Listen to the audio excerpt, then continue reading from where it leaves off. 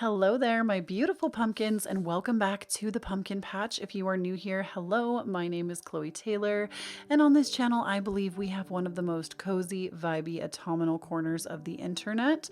So if you like the way that I read, you like my style, or the readings resonate today, please be sure to hit that subscribe button. So today's video, y'all, we are going to be looking at basically the topic of what you need to let go of to thrive. I don't know what I'm titling the video, but that's the intention that I'm going in with, is what needs to be let go of right now so that you can truly blossom and thrive in this season of your life. I think that this is really a great topic right now, especially as we are still in eclipse season. We actually, if you're watching this the day that it goes live, tomorrow, November 8th, we will have a full moon lunar eclipse in the sign of Taurus. And I do feel like there are some things that need to be let go of, as full moons do represent that. So this is a great time and a great season to prioritize letting go so that you can thrive, and letting things that destabilize you in particular to kind of just be let go of. So I'm really looking forward to seeing how this plays out. Before we jump in, I do just want to give an honorable mention. This video is not sponsored, but I was given an advanced copy of this really gorgeous set by James R. Eads, and I do apologize if I'm pronouncing that last name wrong. This is the Green Glyphs collection, which is a set of 4 divination decks and a hardcover glossary. Basically, it comes with a tarot deck, a oracle deck, or an oracle deck, a rune deck, and then the Lenormand. So it's a really nice, like, complete deck, or complete set rather. And it's like, if you've never, especially if you've never ventured into tarot, I think it's a really great set to start with, because it does have, or I would say it's a little more intermediate, but I feel like if you're wanting to like try new things like Lenormand or runes or even an oracle deck, if you've never, this can be a really great introduction. And I just wanted to say thank you for this advanced copy. I really appreciate it. And we are going to be using them in the reading today. We're going to be using the oracle deck to start with in each reading. So again, all the links and information for this set will be down below, and let's go ahead and get into it. So pile number 1, this is going to be your significator. We are going to be using emojis today. So this is going to be the emoji that we are using for you. If you want to choose based off of that, maybe your intuition just told you which pile to choose, totally up to you. Pile number 2, this is going to be your emoji. Pile number 3, this is going to be your emoji. And pile number 4, this is going to be your emoji. So you can choose based off of that. You can choose based off of the timestamps if there's like a lucky number in there for you, or if you just felt intuitively pulled right away. Feel free to head to the timestamp down below or in the comment section at the top pinned comment. It's totally your prerogative. The one thing I want to say is, don't hesitate to choose more than one if you feel called to more than one, and please know that you will never choose wrong. I do believe that no matter what you choose here, even if it's just like one card or one specific theme that really is highlighted for you, then that is the message that you needed to receive.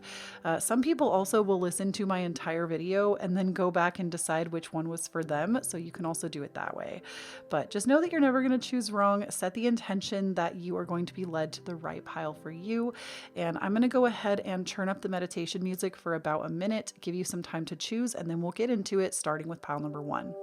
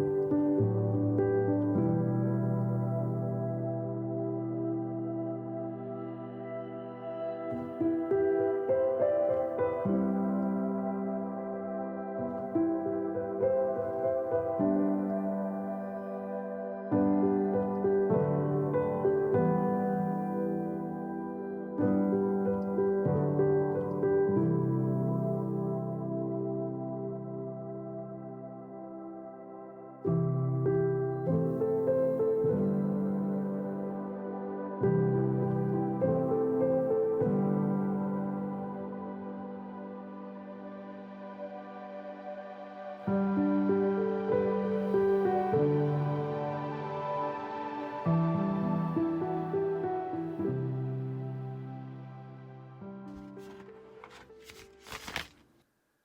right, so pile number one, I'm going to start by showing you these a little bit close up because I just think they're so beautiful.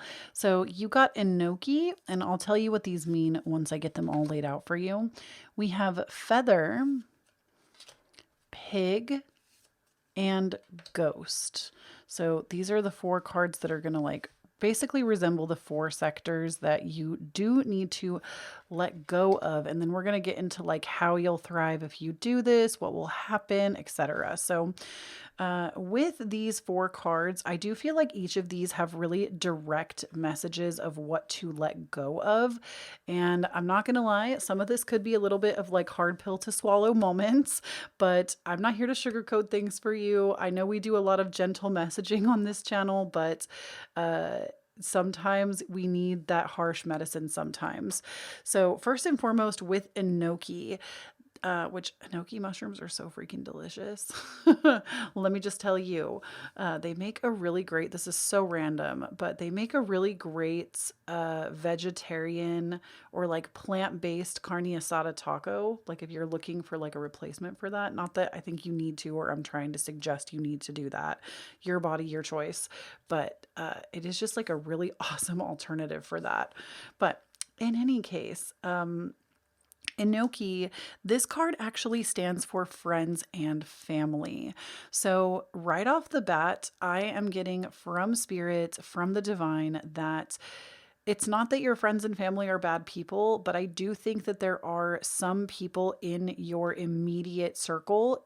This also represents community. So there are people in your immediate circle that you do need to let go of at this time.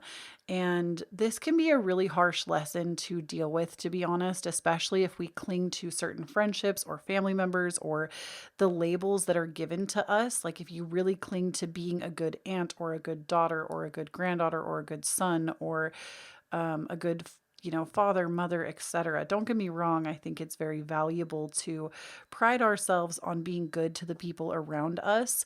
But I also believe that as we remove labels, we become more and more and more of who we actually came into this life to be, because we start to remove all of the conditioning that was placed upon us. So the other thing I want to say with enoki, with removing people from your life, is I don't necessarily believe that people are toxic. I know we throw that around a lot. I don't believe that people are actually toxic. I do believe that people can be toxic for us, though. With your special brand of trauma, your upbringing, what you've been through in life, there are people that can ignite or persuade things within you that are just not good for you. Even in my own life over the last year, I have removed people from my life that were toxic for me. Do I think that those people are toxic individuals? No. Wish them nothing but the best. I think they're doing their own thing. But for me, my specific brand of trauma, what I've been through, and what I deal with in my day-to-day life of trying to come through that, there are certain people that can be toxic for me. So like, I guess like a good example of this is like, let's say that you have a habit of, I'm trying to think of something. Let's say that you want to quit smoking, and you're working really hard to change this in your life. Let's say that this is your habit, okay, and you really want to change it. It doesn't mean that the people that you would take a smoke break with are toxic individuals because they choose to continue to smoke. It means that for the goal set that you have right now, that is a toxic environment, and that is a toxic, like for you, that is a toxic setting. And with what you are trying to work on, this person can be a toxic influence on what you are trying to remove yourself from. Does that make sense? It's a very like simplistic way of looking at it, but that is the first piece of medicine, is that there are people in your vicinity right now, possibly even people that you thought you would be connected to for life, that you need to let them go. And one of the best ways I can tell you to do this, pile number one, is something that one of my very best friends in the whole world had me do when I was going through my own friendship breakup this year. She asked me, she was like, Kloee, if you strip away all of the labels that this friendship has for you, how do you feel when you just think of this person? How do you feel? And I immediately had feelings of uncomfortability, not feeling safe, and there was a lot of tension in my body. This is a fantastic way of looking over your relationships and asking yourself, how do they make you feel? Because if you always feel some kind of tension around them, of course, this could be something that you're dealing with internally and it could have nothing to do with that person. But in order for you to feel better, you need to put space between yourself and that person. Even if you end up becoming friends again later in life, even if you end up reconnecting later on, it's time to prioritize yourself and your energy, not with these people right in your vicinity every single day. The second thing, very interestingly, with the feather card here is kindness.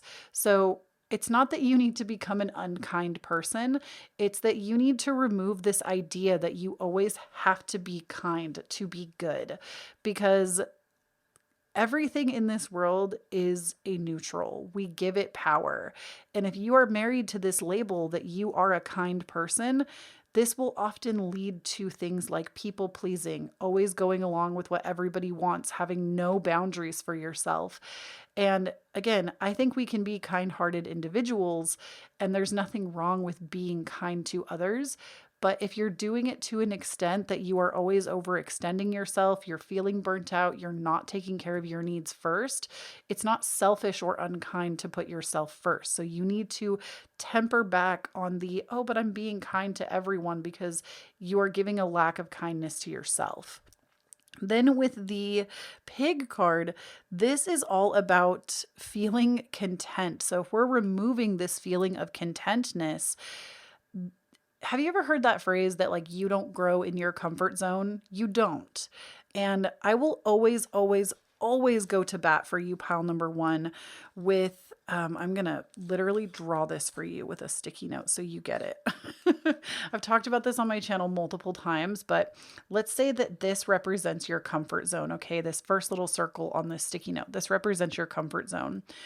This circle is comfortable uncomfortability. So it's like slight uncomfortability, okay? This is actually where growth happens, when you are just a little bit uncomfortable, but you're not in fight, flight, freeze, fawn mode. You are just a little uncomfortable. And then this outer ring, this is where you don't want to be. This is danger. This is dangerous uncomfortability. This is where you are so uncomfortable that you can't focus on anything but survival. So when we say leave your comfort zone, I think a lot of people get this impression that they have to put themselves in the danger zone, which if y'all know that reference, I love you. We think we had to put ourselves in the danger zone to grow. You actually don't. You can put yourself in mild uncomfortability and you can see a lot of growth.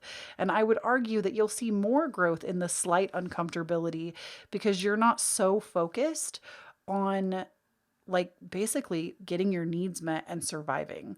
And every person, this is going to look different. For some people, your danger zone is going to be really close to that comfort zone, and you need to learn to extend what is called your window of tolerance. And I'm not going to give you a lesson on that today. You will have to go and pull that one up on Google, but there are ways to broaden and extend your window of tolerance. And then so basically, like getting out of your comfort zone, you have to remove your comfort zone a little bit in order to thrive. And then we also have a ghost here, and the ghost resembles the past. So this is letting go of a past version or a past story that you have held on to about yourself. And this, I think, is actually very powerful for you, pile number one, because so many of us, I would argue all of us, myself included, we all have things that have happened in our past that make us believe that we have to live as a certain version of ourselves. We have to be a certain kind of person. We have to do a certain thing to get a certain need met. And I actually think the real magic happens in your life when you stop defining yourself by your past and you start defining yourself by what your future could look like. And this is really, to me, where you take all of your personal power back and you decide that you're no longer going to engage with the thought patterns that tell you who you think you are based on what has happened in the past. And you start engaging more with thoughts like the thing I always love to talk about is the book Atomic Habits by James Clear. I don't think you need to read the book, to be honest. Sorry, James Clear. I'm not trying to be a hater, but I don't think this book is necessarily like you need to read the whole thing unless you feel called to. But the most important thing that I took out of this book that I will share with you right now is it's funny that I gave you that analogy earlier of a smoker because I'm going to give it to you again in a different context. He says something in this book that was so profound to me, and it is that basically, I'll give you this example. Let's say that somebody is trying to quit smoking. I want to say I actually talked about this in a recent pick a card as well. So you might be hearing this for a second time because you need to hear it again. So if you've heard me say this to you already, it's because you're not taking the message in and spirit needs you to hear it again. So some of you, this might be a repeat, but basically Benjamin and Jennifer, okay? Benjamin smokes, Jennifer smokes. They both decide that they no longer want to smoke. Benjamin, when offered a cigarette, says, "Oh, no, thank you. I'm trying to quit." Jennifer, on the other hand, when offered a cigarette, says, "No, thank you. I don't smoke," even though she'd been smoking for like 20 years. Okay. The difference is that she immediately starts defining herself by a version of her future. Even if she had her last cigarette 20 minutes ago, she has immediately started defining herself by a version of her future.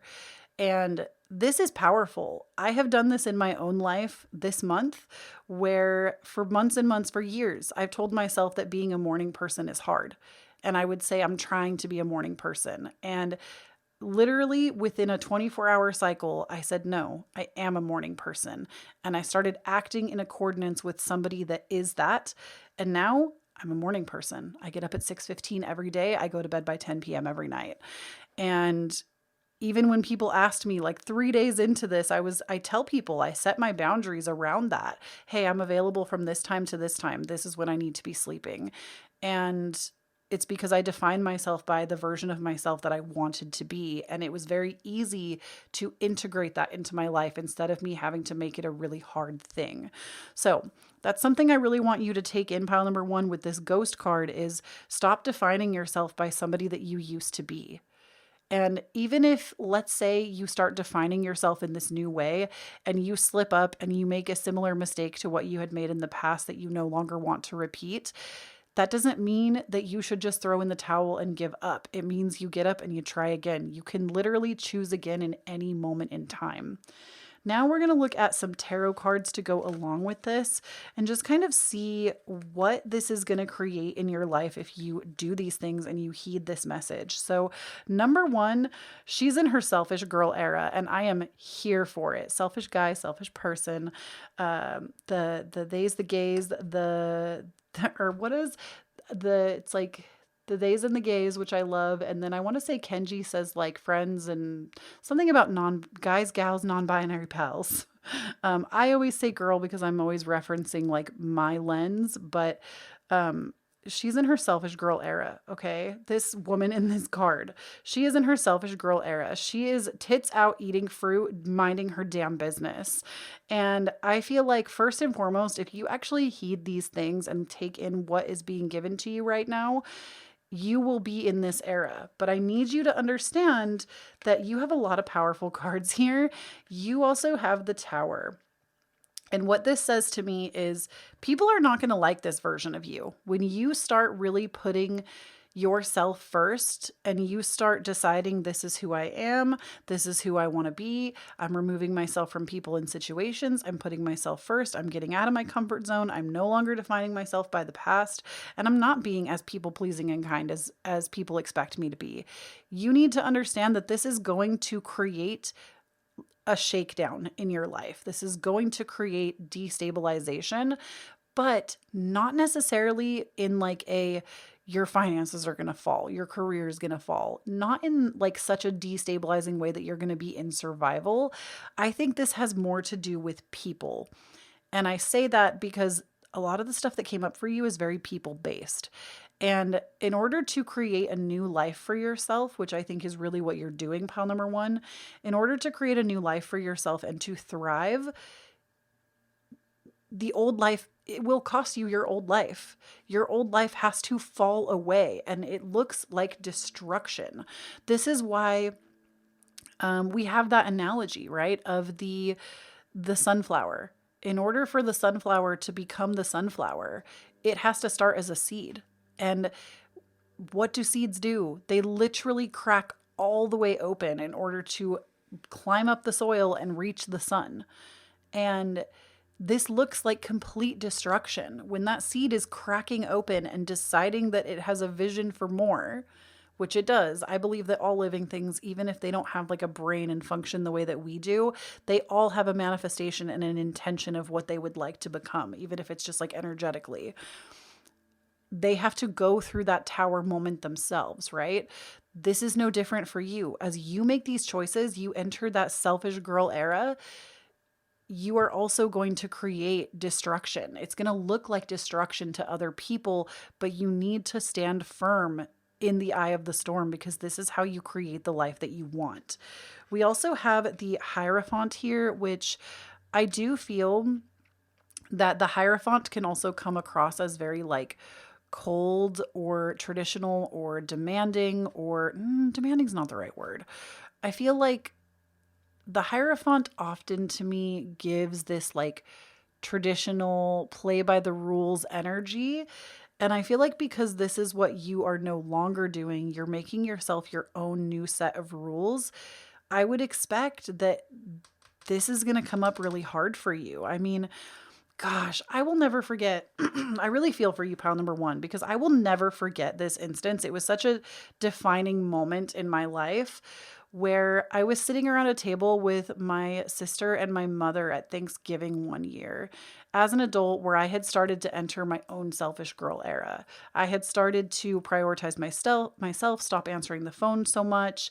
And I will never forget, both of these women sat and told me what a selfish individual I was. And I got really pissed. I got really deflective.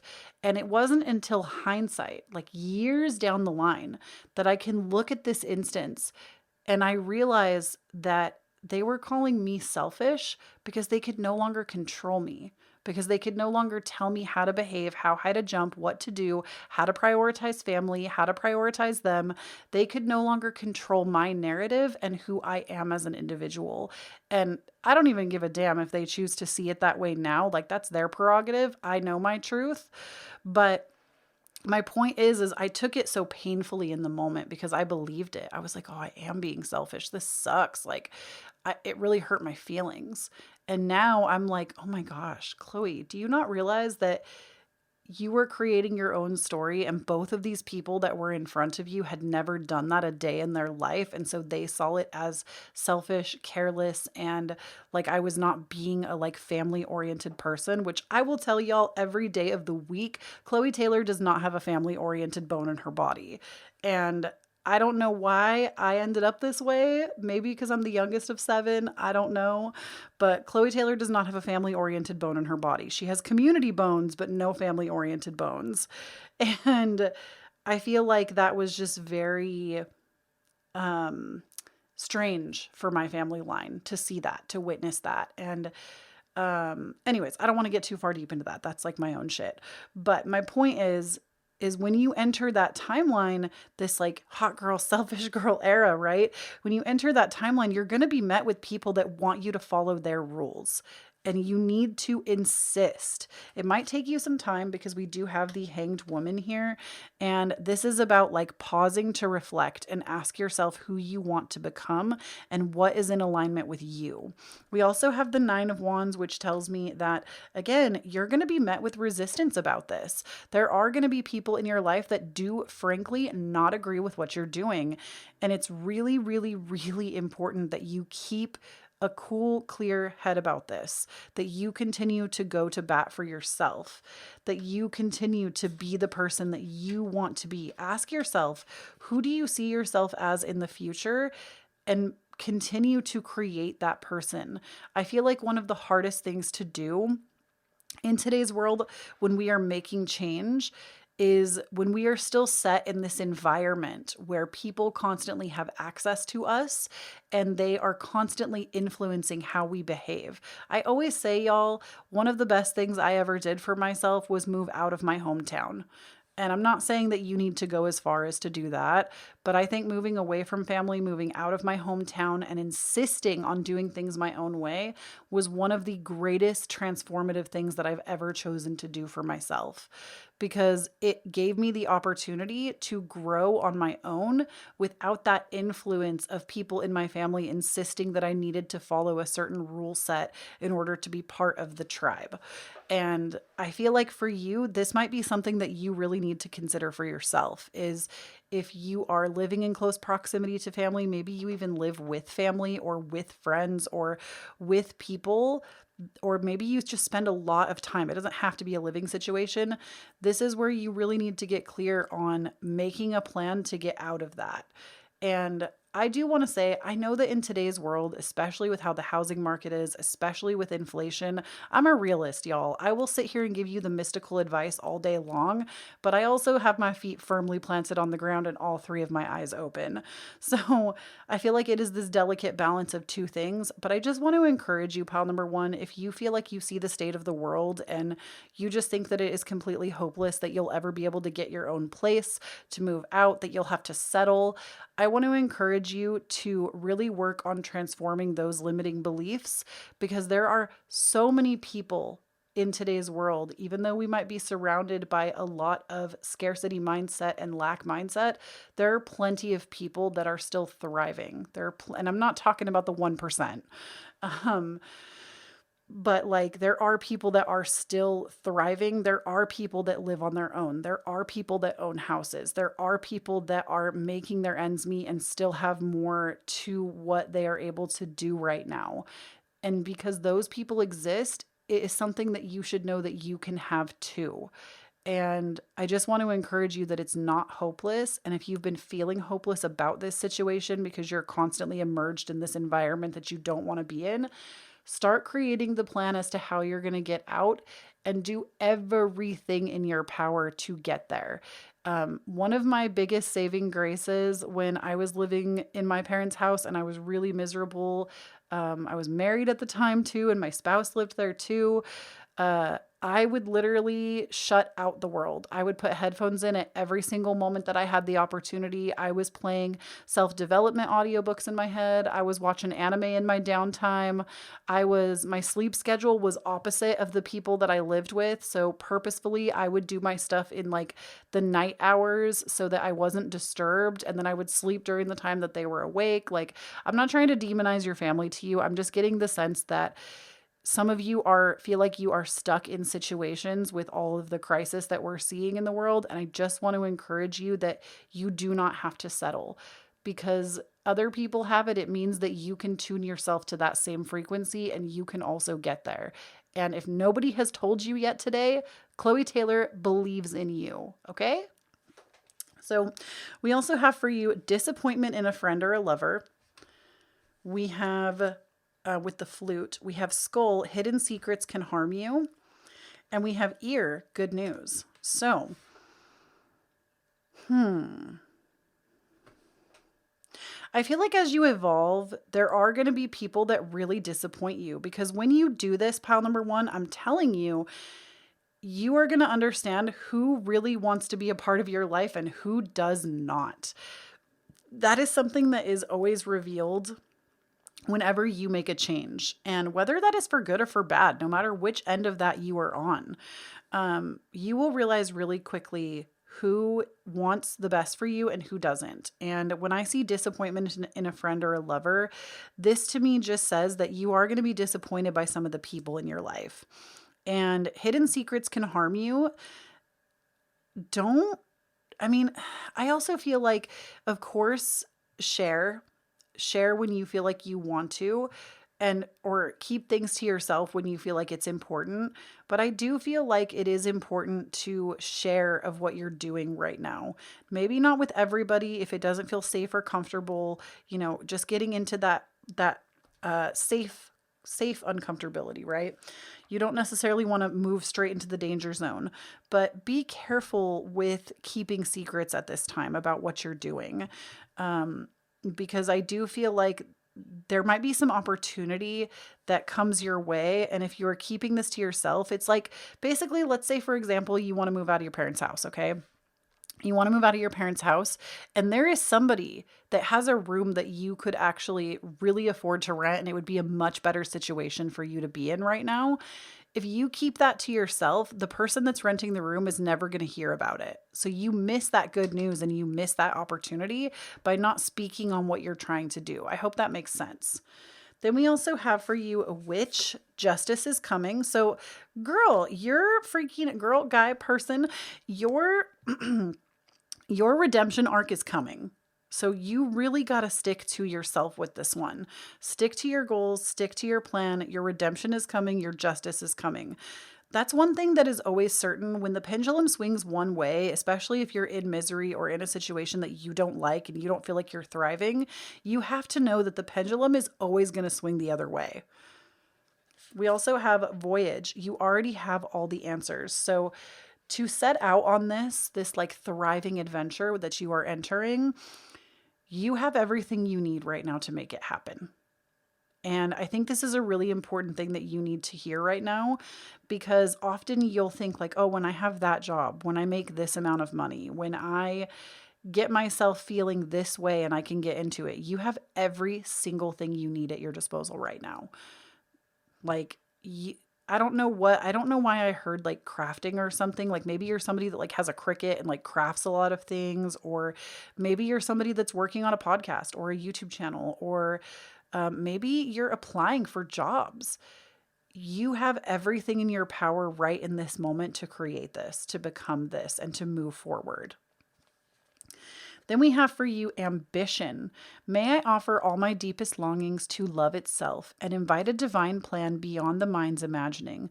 Please use me for the highest good. So I love this too, because if you've been feeling burnt out or like you've just been on the side of things not really feeling good in your life, this to me is a clear sign that your motivation and ambition are coming back.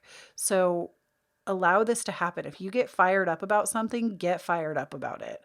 But also, this is like almost a little prayer to say to like your spiritual team, your higher self. And let me read it again. May I offer all of my deepest longings to love itself and invite a divine plan beyond the mind's imagining. Please use me for the highest good. This is one of the quickest ways to get yourself into alignment, is to remind yourself that yes, you can always choose what to do with the situations in front of you, but when it comes to actually pulling things into your life, of course you can make demands. Of course you can petition the universe. But when you actually just ask for the highest possible outcome, that is how you come into true alignment. When you actually let go of the control, when you let go and you surrender. And it's a very hard and harsh lesson to learn.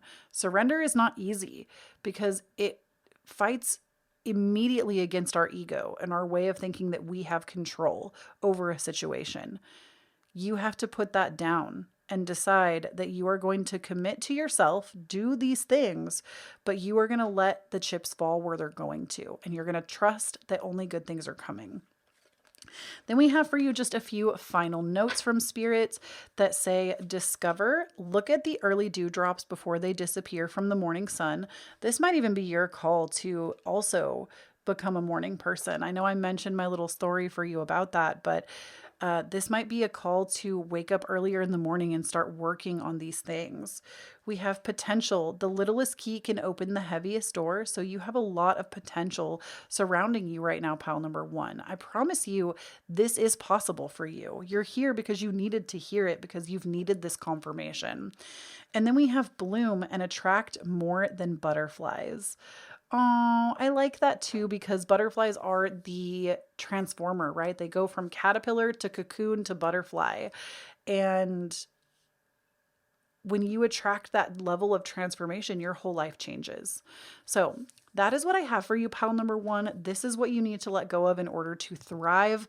And I really believe that your thriving arc is coming. The Empress literally is like the queen of self-care and personal boundaries and living like a divinely soft feminine life, no matter how you identify. It's like living a softer existence.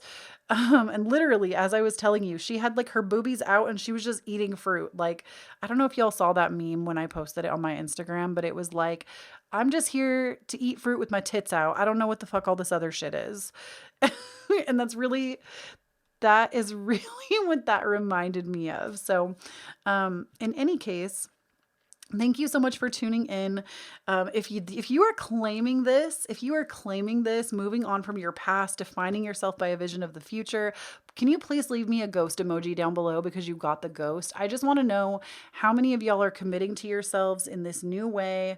How many of y'all are deciding to redefine yourselves? Let me know down below. And I just want to take this moment to say thank you so much for listening to this video. Thank you so much for being here. I know I always ask for a lot of support at the end of my videos, but I think it's really important to note that literally you just being here and watching is more than enough. And thank you so much for doing that. Thank you for being here, for showing up for yourself. And if you would like to support my channel in any other way, you certainly do not have to. You've already done enough. But please give this video a like if you resonated with it, if you liked it, if you want more videos like this. It helps me to see that I know like what to do and what to create more of.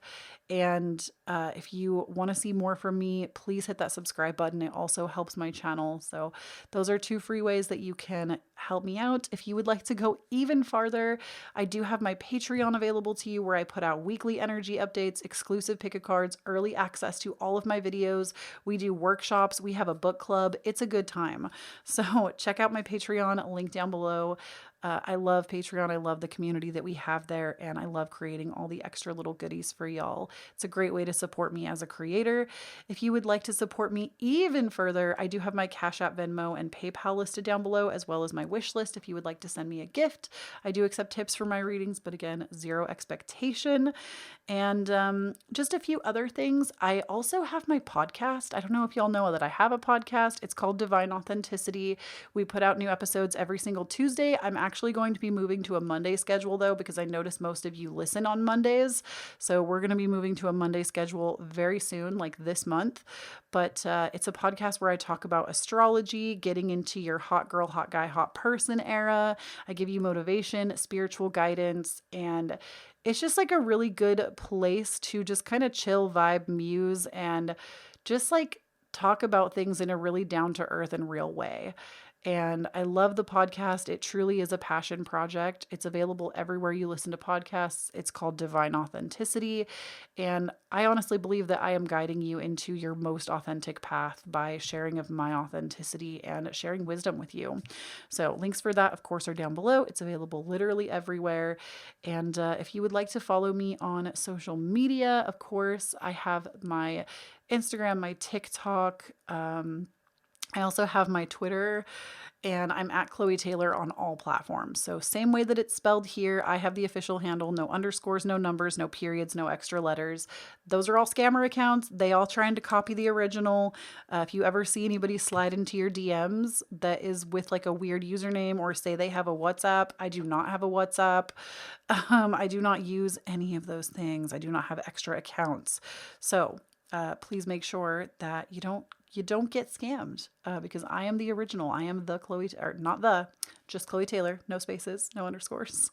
If you'd like to follow me, I'd love to have you. And you also get like, recently I've started doing a little bit more like tarot content on my socials. So I've been making like little mini pick-a-cards and stuff. So definitely check it out. And that is what I have for you, my beautiful pumpkin. Go out there and claim this life for yourself, pile number one. I love you so much. And I'll talk to you in the next one. Bye. All right, pile number two. I'm going to show you these cards up close just because I think they're so beautiful, and then we'll get down to the table. So first I'm just going to show you these four, and then we're going to talk about them individually. So number one, we have the door card. We have plane. We have chair. And we have yesterday's coffee. So these cards, let me refocus you. There we go. These cards, these are going to resemble the things that you need to let go of. So we're going to go one by one, and then I have some tarot cards to kind of explain what will happen if you do these things, and then some extra oracle cards for even more like further advice on the situation at hand. So let me just refocus one more time because I feel like it's just not, there we go. I think that's good. Apologies if it's not, I'm doing my best. Okay. So first and foremost with the door card, what this tells me is that in order to thrive, you have to let go of control of the unknown. And I know that this is easier said than done, but the door represents the unknown, right? We open a new door, we have no idea where it's going to take us. And I feel like you are very in resistance right now to the unknown. You're really in resistance to the unknown and to basically just opening yourself up to letting like magic happen. Because when we're in resistance to the unknown and we try to force and control an outcome, like let's say, for example, you start a creative project and you tell yourself, my income can only come from this one thing. You completely delete the ability for the universe to be able to bring you income in other ways, by windfall, by extra surprises, by random checks in the mail, right? It can happen in so many ways. And with door, it's like you need to get more comfortable with not knowing what the future holds. And don't get me wrong, I think there's nothing wrong with having a plan for your future with goals you want to achieve, but you don't have to be so specific in how these manifestations come to you.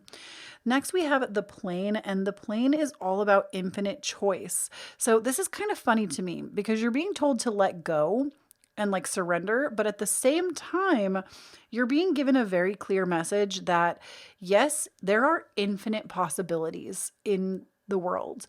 But I think where you're kind of getting off kilter and off balance is you're trying to be like, okay, I'm going to let whatever is going to happen. But you think that that negates you from having to make a choice. And the thing is, you have a ton of beautiful, brilliant ideas. I can see that with the plane card. You have such beautiful, brilliant, amazing ideas. But you are stuck on this hamster wheel of trying to come up with idea and study every single idea and get really focused on it in like multiple ways, instead of just saying, hey, this is the thing that I think I would like to create, and I'm just going to put all of my energy towards that thing, towards like mastering this thing. And of course, for an example, I'm a YouTuber, so I'm going to use that example, but this could go in any sector of your life. So put it where it applies.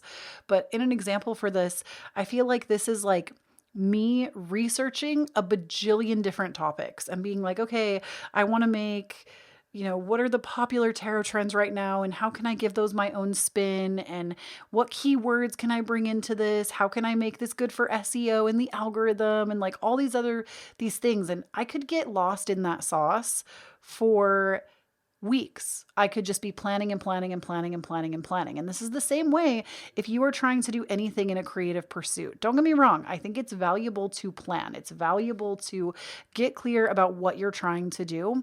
But you are at a point where you no longer need to do this. You are so attached to the infinite possibilities that you're not just putting your focus down or putting your focus in focus. Like you're not focusing the lens and letting yourself just do something and put action behind it, because you're married to the infinite right now. And spirit is ultimately saying that you need to put your intention towards just doing one thing over and over and over and over and over.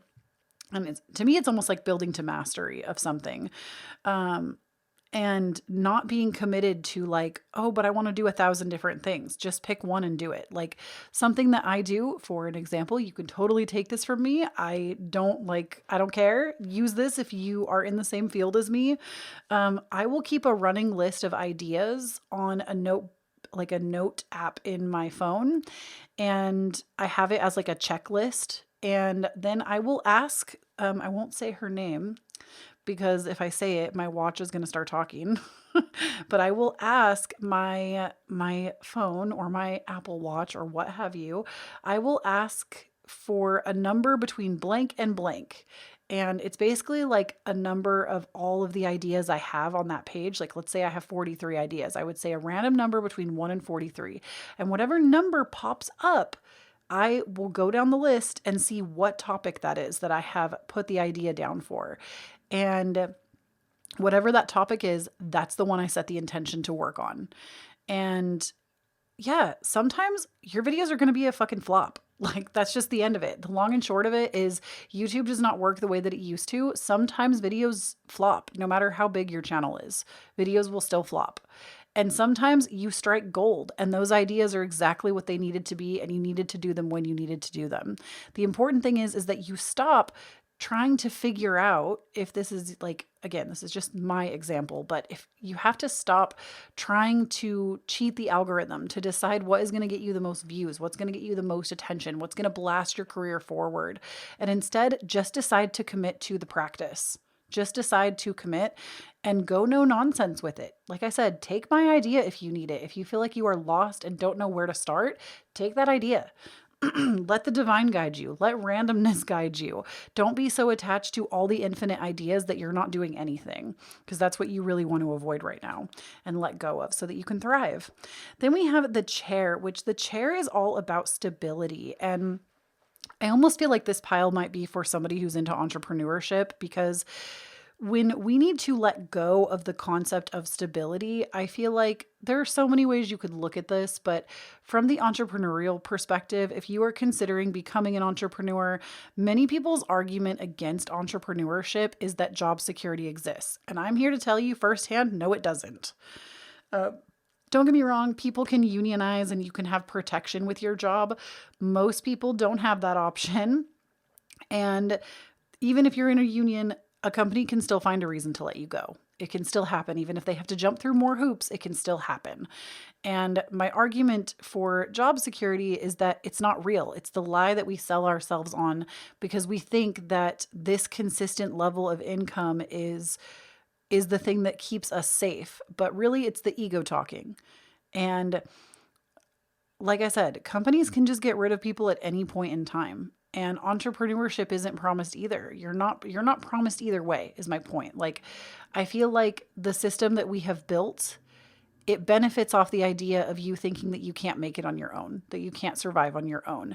And it is this false sense of stability that keeps you where you are. It's not real. It's not real. And you know that. I feel like you already know that deep down. If you're listening to this, you already know. So you give so much of your time to a day job or to looking for more work throughout the day, instead of giving it back to yourself and creating a new plan for yourself, creating something new for yourself. So I would say, number one, it's this like false sense of stability that we need to let go of, but also it's the clinging. Remember how I said we need to be open to the unknown? That was your first card here. This to me also puts you in that same space of having to be okay with the unknown. And being okay with the unknown, this is being okay with the unknown. I feel like it can be kind of scary. Like we feel like we have to watch our back, right? We feel like there's something always brewing next to us or around us, or the shoe is going to drop, the problem is going to come up and just be so terrible and awful.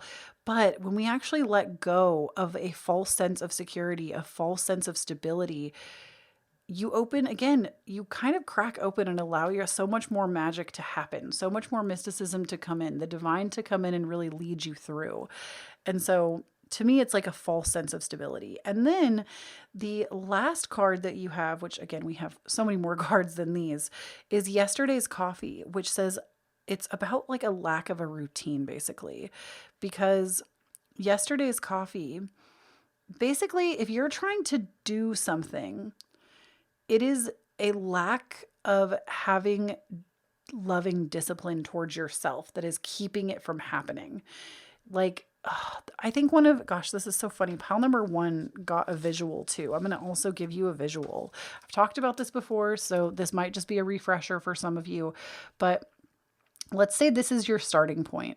Okay. This is your starting point when you have all this motivation. You're so excited to get started on this new path, this new creativity, this new adventure, and you put some time and energy into it. Maybe you rebrand yourself. You put all this time and energy. You're really hyped up. And then slowly your motivation kind of starts to decline. Okay. And when you hit about this point right here, and you continue past this, and then you end up down here, right? From this point down, you end up what I call in the valley of despair. This is where you feel like everything I've made doesn't matter. Nothing magical could happen. It can happen for somebody else, but it certainly can't happen for me. Sometimes you fall into a depression, anxiety. You feel like everything you've tried to do isn't working. But here's the thing. Eventually, you start to make the climb out of the valley of despair, and you end up at your goal at the other side. And it's this trench right here that a lot of people stay stuck in. And don't get me wrong, this is hard. Being in the valley of despair sucks. It sucks the life out of you. Honestly, it can be some of the most self-defeating stuff. But it's that getting up and continuing to climb and continuing to give yourself loving discipline to get out to the other side that actually makes your goals happen. Let me just tell you, if you are somebody that wants to be an entrepreneur, or you already are and you're struggling, just a piece of advice from me to you, especially in the internet and digital age, something that I attribute a lot of my own personal success to. There are numerous things. Not only is it divine, not only there's so many reasons. It's alignment, it's divinity, it's, there's a lot of components. But one of the number one components that I have seen throughout my online career, which I've done more than just tarot, okay? The number one thing that I feel like has attributed to so much of my success is consistency. It's even when I felt like I was in that valley of despair, I did not give up. Even if it meant dropping from, 3 uploads a week down to 1, I still made sure that I got that one video out. Or sometimes it was once every 10 days, but the consistency for me still existed. There was never a whole month that went by that I just didn't upload or I didn't make something. There's always, I'm always keeping some level of consistency. And I think that consistency really will take you far. If you commit to something and decide that you want to do it, stay committed. Stay committed, even if you have to show up when maybe you don't want to. Now, I'm not saying bury yourself in the ground. I don't think you need to show up when you are feeling like, give yourself a day, give yourself 2 or 3 days, but keep yourself accountable. The reason I'm bringing up the loving discipline aspect is because yesterday's coffee is all about having a lack of routines. It's, yesterday's coffee is still sitting out because you didn't do the dishes the night before and now your whole routine is thrown off. So creating loving discipline, it's not that we need to punish ourselves, because I think sometimes when people think about discipline, we think about punishment. Discipline is not a punishment, especially when you're the one giving it out for yourself, not the way we would discipline children, which I would hope also wouldn't be a punishment, but we don't have to go there right now. When I talk about discipline with yourself, it is actually a loving act to put yourself to bed early so you can wake up early, to do your dishes before bed so you can wake up to a clean kitchen, to do your laundry on a certain day of the week so that you have clean clothes every week, to, get your morning 15-minute walk in because you want that fresh air and that sunlight. That is what is called loving discipline. You're not punishing yourself for not doing it, but you are staying disciplined because you're showing love for yourself by doing those acts. And that, I feel like, is what your life is missing. And it's a big part of the reason you're not thriving is you're seeing these things in your life as you can't stay committed to them for one reason or another. But if you show up for yourself, give loving discipline over time, even if you just start with one thing and make it part of your routine, you will see that you will start to thrive. So let's go ahead and see how you're going to thrive if you start to pay attention to these things. So number one, we have the 10 of Cups. This is beautiful. I love the 10 of Cups. It is a very fortuitous card. It is all about home, family, your lineage. It's about having good times. It's about, like, to me, the true image of the 10 of Cups is like the American dream, which you may not have the American dream. I think most of us don't. The American dream is dead. But just as an example and as a metaphor, it is like the white picket fence, the 2.5 children in the house. Okay. Your American dream or your Canadian dream or your Brazilian dream or your French dream, whatever, your dream is the equivalent of whatever the 10 of Cups means for you. So whatever your dream is, to have a successful business, to have a successful life, to feel like you are the baddest, most whole and complete version of yourself, whatever that feels like or looks like, this is the culmination of that dream coming to life. So by doing these things, you literally will thrive in every aspect of your life. We also have the Chariot for you, which tells me that also, I'm sorry if you hear any barking in the background. I live in an apartment complex and there's a lot of dogs here. Somebody's dog is barking. But the Chariot is here to say that, like, this could be literally a move into a new home. This could also just be like rapid action and feeling like you are connected to your purpose. So it's going to give you a sense of purpose as well. If you've been missing that, if you haven't felt in alignment with your purpose, if you haven't felt like you know what you're doing, this is going to give you confidence to feel like you know what you're doing and be open to more possibility, more outcomes, and your life changing for the better.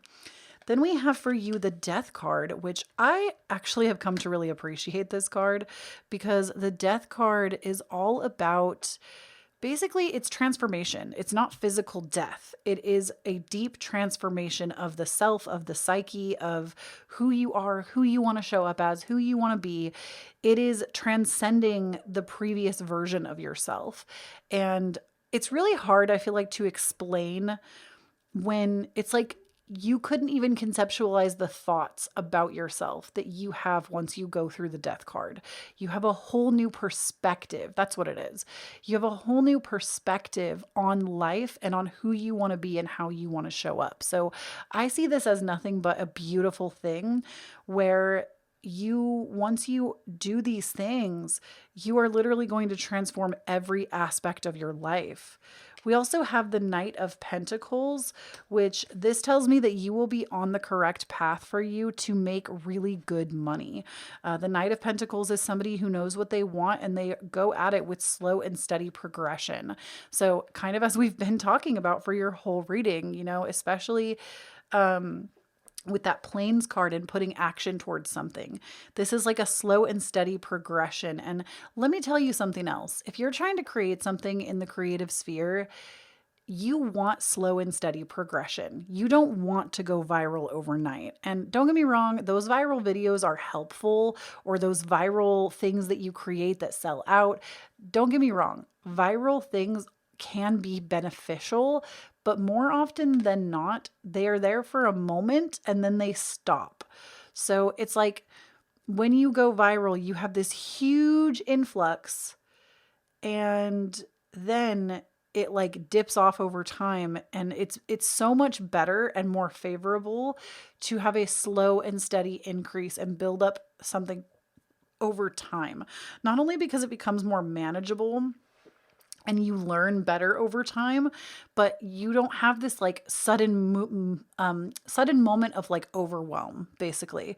And especially if you're somebody that's looking into like getting into YouTube or streaming or podcasting, I feel like going viral actually can be quite detrimental because as soon as that viralness, you know what I mean? As soon as that popularity, that burst in popularity dies down, like if you didn't retain enough of that initial viral moment, it can actually really hurt your numbers and your algorithm. And that can make you be seen less and less and less and less by whatever platform you're trying to push, TikTok, Instagram, whatever. So I would argue that it's actually really powerful to have a slower, steadier burn. And this, I feel like, is what you'll be creating. And then we have the Eight of Pentacles, which if you've been lacking motivation, pile number 2, this to me says that you're also going to be feeling very motivated, very charged up by the things that you want to make, do, and create in the world. And I feel like this is something that you've been waiting for, wishing for, hoping for, because the Eight of Pentacles is also about doing something, like creating a skill or a way forward until you are really excellent at that thing. So this is also going to build on your skill. You're going to improve on the things that you're creating. Now, I hope you wanted to hear about money, because you also got the Coins card, which says money will be coming to you. So if you feel like financially things have been really burdensome, your family is going to be blessed with income, or you are going to be blessed with some form of income. And this is a promise that, like, your ideas are good. They are money-making ideas, and you should move forward with them. Pick one and just do the thing. We also have Rooster, an arrogant, boastful person you should not cross. So especially if you're somebody that's looking into doing something online, be careful. Be careful of other people in your niche. Don't get me wrong. I think there are so many communities. I've been in plenty. I think the tarot community is fantastic. I've met so many great people, but I do think that sometimes, unfortunately, and I've also been subject to this before in this community, sometimes you come across the wrong person and they are not always as kind. And you just have to keep your wits about you. Keep yourself open, aware, authentic, but just know that not everybody has the same heart as you. And that's true of anything in life. Even if you're not trying to build something and like go into entrepreneurship, that is a true fact of life. Is not nobody. I wouldn't say nobody. I think we can have similar hearts to others, but like not everybody has the same heart as you, and not everybody wants to give and create in the same way that you do. And just be careful. This to me is more of a warning. Be careful. I also think, believe it or not, I don't even know if this is anybody in your community that you're going into. I think this could actually have to do with somebody at home, because there's a rooster and there's a house in the back. It's like you want to tell somebody in your personal life about how great you're doing. You need to just wait. Don't talk to everybody about it, because I think there is somebody that is going to like crap on your ideas and kind of bring your energy down. So just be careful who you share with. And then we also have a period of ill health or depression. Now, I will say I do not read health readings. So like, please know that spirit would never give me a message like this, because I literally do not read on health. Most tarot card readers will not. So that's just like a standard practice. Most people will not read on health. So the thing that I will say though, is I do think that the valley of despair that I was talking about, that to me is those feelings of depression, those feelings of being down about yourself, having low self-worth or low self-esteem, and thinking that you cannot progress further. And this to me is actually something that I think needs to happen with this Door card and the Death card in particular. It's like you have to kind of get into this valley of despair. And I know this is not what you want to hear, but I'm sorry. I will not sugarcoat things here. You have to get in. And if you're already in this period, rest assured that you're already on your way. You're already on your way to getting out of the valley of despair if you're already feeling this. But we sometimes have to hit those low points so that we can climb out of them. And I do think that as we let the unknown unfold, this might lead us down the pathway of feeling really down about something. But it's from those moments. You don't grow when you're comfortable. You don't, period, point blank, period. You do not grow when you are comfortable. And sometimes we have to go through moments of uncomfortability to grow. So don't look at this like you're still not going to have everything that you want. I actually think that this might be your starting point now, is that you've been through this situation of feeling like you're not worthy of the things that you want, or you've been down on yourself or uncertain about what you want to do. And this is the reading that you needed to pull yourself up out of that. Now, we also have for you expectations. Don't seek anyone's approval. Oh my gosh, I love this card. Y'all, I gotta tell you something, okay? I don't know if this pile, if you're somebody that is trying to be like a YouTuber, I feel very like akin to this reading. And no, I'm not reading myself. I feel like sometimes what people don't understand, and this is coming, I need to just like quick little shout out if you're listening, ASO Tarot. I don't know if you are, but if you are, like, I need to just like give a shout, because this was not my original like take on something, but she just made such an impression on me recently in the best way. And she was just talking about how like trying to please the YouTube algorithm there were a couple things. Trying to please the YouTube algorithm is literally like trying to please the devil. Like you can't. You can't, and it only hurts you. And the second thing is that sometimes when I read, people think that it'll be like, oh, that's not what those cards mean. It's not what that's about. Like, you're doing this wrong, or you're talking too much about yourself. I think what people forget, or that aren't into reading tarot cards, you forget that most of us, not all of us, and there's no shame if you're not, most of us are into mediumship. Most of us are channeling, and the cards are just a tool for that channel. We're not seeing pictures in the cards always. We're not. And so when I'm talking about like a YouTuber, I'm not reading myself. I'm connecting with people's energy that are trying to be or do that. So I don't know why I feel the need to defend myself right now, but I did. So I do feel like and I probably didn't even need to defend myself, because the people that this is for, I feel like you already know. But expectations, don't seek anyone's approval. I feel like I need to tell you this. So the month of November, if you follow like my Discord or my podcast, I talk about how this month is November. And what are you saying no to in order to say yes to more of yourself, basically? And this month in particular, I committed, and I think this is something that you would really benefit from if this is resonating. And this might even be why you're like attracted to my readings, or why this was drawn to you, because we experienced something similar. I committed to 0 analytics. So no looking at the analytics page on any of my social media platforms. No YouTube, no TikTok, no Instagram, no podcast analytics, none of it. No analytics. Now, mind you, I have been an online entrepreneur since 2013, and I have looked at my analytics page probably almost every single day since then. And I gotta tell you, I'm only about 5 days in while I'm recording this. It has been one of the most gratifying experiences I've ever done, because I stopped making everything I create about everybody else. I stopped asking myself how I could get my numbers up, how I could validate my experience or my creativity or my ability to channel or my ability to make things. This is something that I don't know why YouTube does it, in particular YouTube. If you are somebody that has ever seen the YouTube analytics, they literally score your last 10 uploads against each other. This does nothing but destroy creativity. And it makes you literally loathe the things that you put out if they do not perform as well as previous things.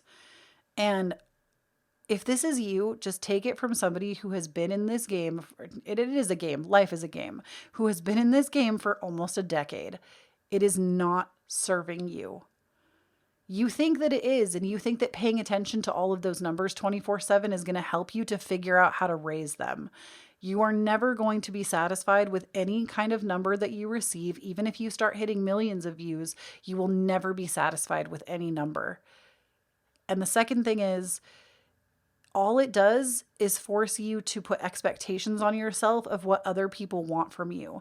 If you have one video topic pop off, you are going to start to hit that again and again and again, because you think it's going to generate that same level of views. It completely strips you of your creative process. Take it from somebody who knows. You don't need to seek anyone's approval but your own. What do you want to create? What do you like to do? What is the unique version of you that wants to be out in this world? Focus on that. You are your only competition. And then we have thorns. Weave together the crown you deserve. So this is also to me like making time for people, because I see that there's other people in this card. Making time for people in your life that like, this to me actually, it's like making time for people and joy in your life, because maybe you spend a lot of time indoors trying to create, trying to make things. And that's a beautiful thing. But make sure that you're balancing that by spending time with people you love. Because once you get to the top, it can be devastatingly lonely. Devastatingly lonely because you have no one to share it with, because you pushed everybody away while you were deep in your creative wormhole. And I feel like the imagery of this card really gives me that. Like, make sure you're spending time with people you love along the journey. Don't push everyone out. But also, you are just as worthy to have a seat at this table as anyone else. If you're worried about like oversaturation, or you're worried about things, you not being able to have something because there's too much of it already out there, I always give the example. Do you think the queen herself, Lizzo, I know she's not actually the queen, but like in my eyes, she's a queen. Lizzo, the music artist, do you think that she looked at the industry and was like, don't need another one of me. Nah, never mind. Like, that industry is too saturated. I'll never make it. No, she kept pleasing herself and making music that she would want to hear. And look at her now. She had like one of the most successful Saturn returns I've ever seen. Because she believed in herself. She kept showing up like she already wore the crown until she got it. And that's my thing here is, let's say, again, for example, you want to be a successful YouTuber. What if you woke up tomorrow and you were a successful YouTuber by your standard? Who would you be? How would you behave? What would you do? How would you dress? What time would you wake up in the morning? How would you treat your body? How would you treat other people in your life? What kind of work would you do on a day-to-day basis?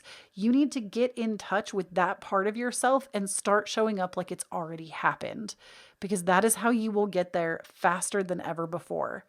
Then we have for you divine timing. The divine brings things in the timing that we need. Nothing comes before we're prepared, nor leaves too early. May I always trust your perfect holy timing, dear Lord, or dear universe, dear angels, dear spiritual team, whatever that is for you. I always say dear universe. Also, isn't this card just like so pretty? You got a really gorgeous card. I'm going to read that for you one more time. The divine brings things the divine brings things in the timing that we need. Nothing comes before we're prepared, nor leaves too early. May I always trust your perfect and holy timing, dear universe.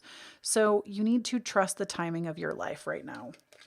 And then we also have for you just some extra notes from Spirit that say hidden depths. You only see the surface, look beyond.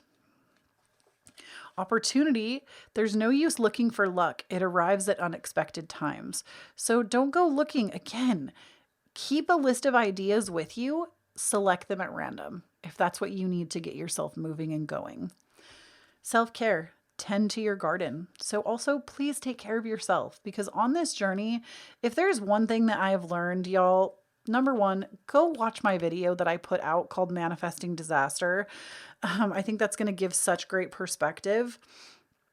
Also, if this is hitting for you and you're somebody that really does like want to be this kind of creator, just because I want to know how many creators I can expect to see rise up alongside me, can you please put just like, give me a little like camera emoji, whichever one you want.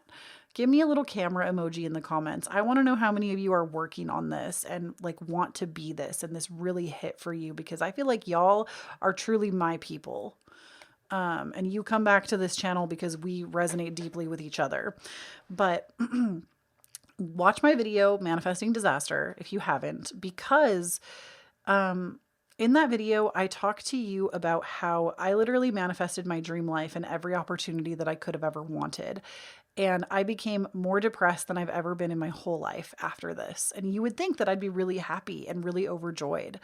But something that I had to learn is that the journey really is the gift. The final destination is great. Don't get me wrong. And I think we should always strive. But if you enjoy the journey, if you wake up and ask yourself what kind of person you would be if you had that end goal and become it now, you enjoy the journey. You enjoy, like, I used to tell myself, like, oh, I'll watch TV in bed and like chill on random days of the week when I feel like I'm comfortable enough to do it, when I feel like I've made enough money or I've done enough. And then, like, this is such a weird example, but maybe you need to hear it. But then I I would never get there. I would never get there. And then finally, when I felt like I was stable enough financially and comfortable enough, I didn't know how to rest. I couldn't do it because I was so used to overproducing and not letting myself rest that I had a whole new problem when I got to the place that I wanted to get to. I had a whole new mental health problem where I couldn't rest. And now I don't focus on those things. I don't focus on the end goal. Like, the end goal is still there, of course, but I focus on what can I give to myself today. I don't focus on I'll watch TV when I'm dead, basically. I give myself the opportunity every evening to watch cartoons in bed before I go to sleep because that's something that I enjoy and it's for me. I give those things to myself on the daily because I enjoy the journey. I'm not just trying to get to a destination and tell myself that joy is on the other side, because it's not. Joy is in the present moment right now. Happiness is an inside job and it's now. So who do you want to be? And start making the changes that can bring you to that. So that is what I have for you, pile number 2. Thank you so much for tuning in. Truly, thank you so much. I really just want to say thank you for watching my video. I really appreciate it. Thank you for listening to this reading. You have already done enough just by being here, and I appreciate your support so much. If you would like to do more, never pressure, of course, because literally just you being here is enough. Please feel free to give this video a like so that I know that it resonated or that I need to make more like it. And hit that subscribe button if I really deeply resonated with you so that you can get more videos from me in the future.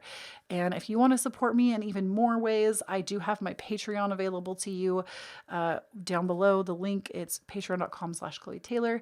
I put out weekly energy readings, exclusive pick-a-cards. I put out a book club. We also have monthly workshops where we manifest together and we do ritual in like a live event. It's very fun. Card of the month, and it's just a great way to support me as a creator. So I would really appreciate your support there if you have the means to do so and would like to. It's just a good time. So check that out down below. I also have my PayPal, Venmo, and Cashapp and my wish list linked for you. I do accept tips for my readings if you would like to provide that, or you can send me a gift off of my wish list. Again, zero pressure. It is certainly it is certainly something I really appreciate, but I don't expect it from you. And just a couple of extra things, places you can find me. I have my podcast, Divine Authenticity. We have new episodes that go out every Monday. We're actually changing the schedule in the middle of this month to be Monday uploads. But we have new episodes every single Monday. We talk about astrology, how to be your most authentic self. We talk about getting into your hot girl, hot guy, hot person energy. Mostly it's just me talking about like my authentic experience and giving tips on how to become that yourself. And with a mix of a bunch of other things, astrology, spirituality, psychology, etc. So if you would like to listen into that, it's available everywhere you listen to podcasts. We're like 112 episodes deep. So it's not like she's a new podcast either. She's been around the block for a while, and I do update her consistently. So definitely check that out if you would like to listen in. And of course, I have my social media platforms. My Instagram, my TikTok, my Twitter. I'm available at Kloee Taylor everywhere around the web. No periods, no underscores, no extra letters, no numbers. It's just Kloee Taylor, exactly like it's spelled here. And I've been putting out like extra tarot content recently. I've been doing like reels and TikToks and some routine content for you. So if you want to check those things out, please be sure that you come and follow me. And I love you so much, pile number 2. Please do not forget, when you stand in your own authenticity, you empower everyone around you to do the same. And don't forget to leave me that camera emoji. I really need to know who my people are, okay? I love you. Bye. All right, pile number 3. So I'm going to show you these cards up close and then we'll zoom out to the table for the rest of the reading. So we have demons, portal, Talisman, and Mantle. So these 4 cards represent the themes that you need to let go of right now in order to thrive. So like I said, we're going to kind of go over these first, and then I have so many more cards for your reading, so this isn't even close to all of it. But basically, we're just going to start with demons. So demons represent escapism, in my opinion. They represent basically any unhealthy coping mechanisms that we need to let go of. This can come in the form of substance abuse. This can come in the form of just where anything feels like it's an unhealthy coping mechanism. Like, and I feel like almost anything can go to an unhealthy level. Like, almost anything could be that. Of course, substance abuse comes to mind first, but it could also be, too much lack of movement. It could be too much sleep, not enough sleep. It could be just like it, to me, it almost speaks of like you need to redistribute in your life the balance of how you're spending your time.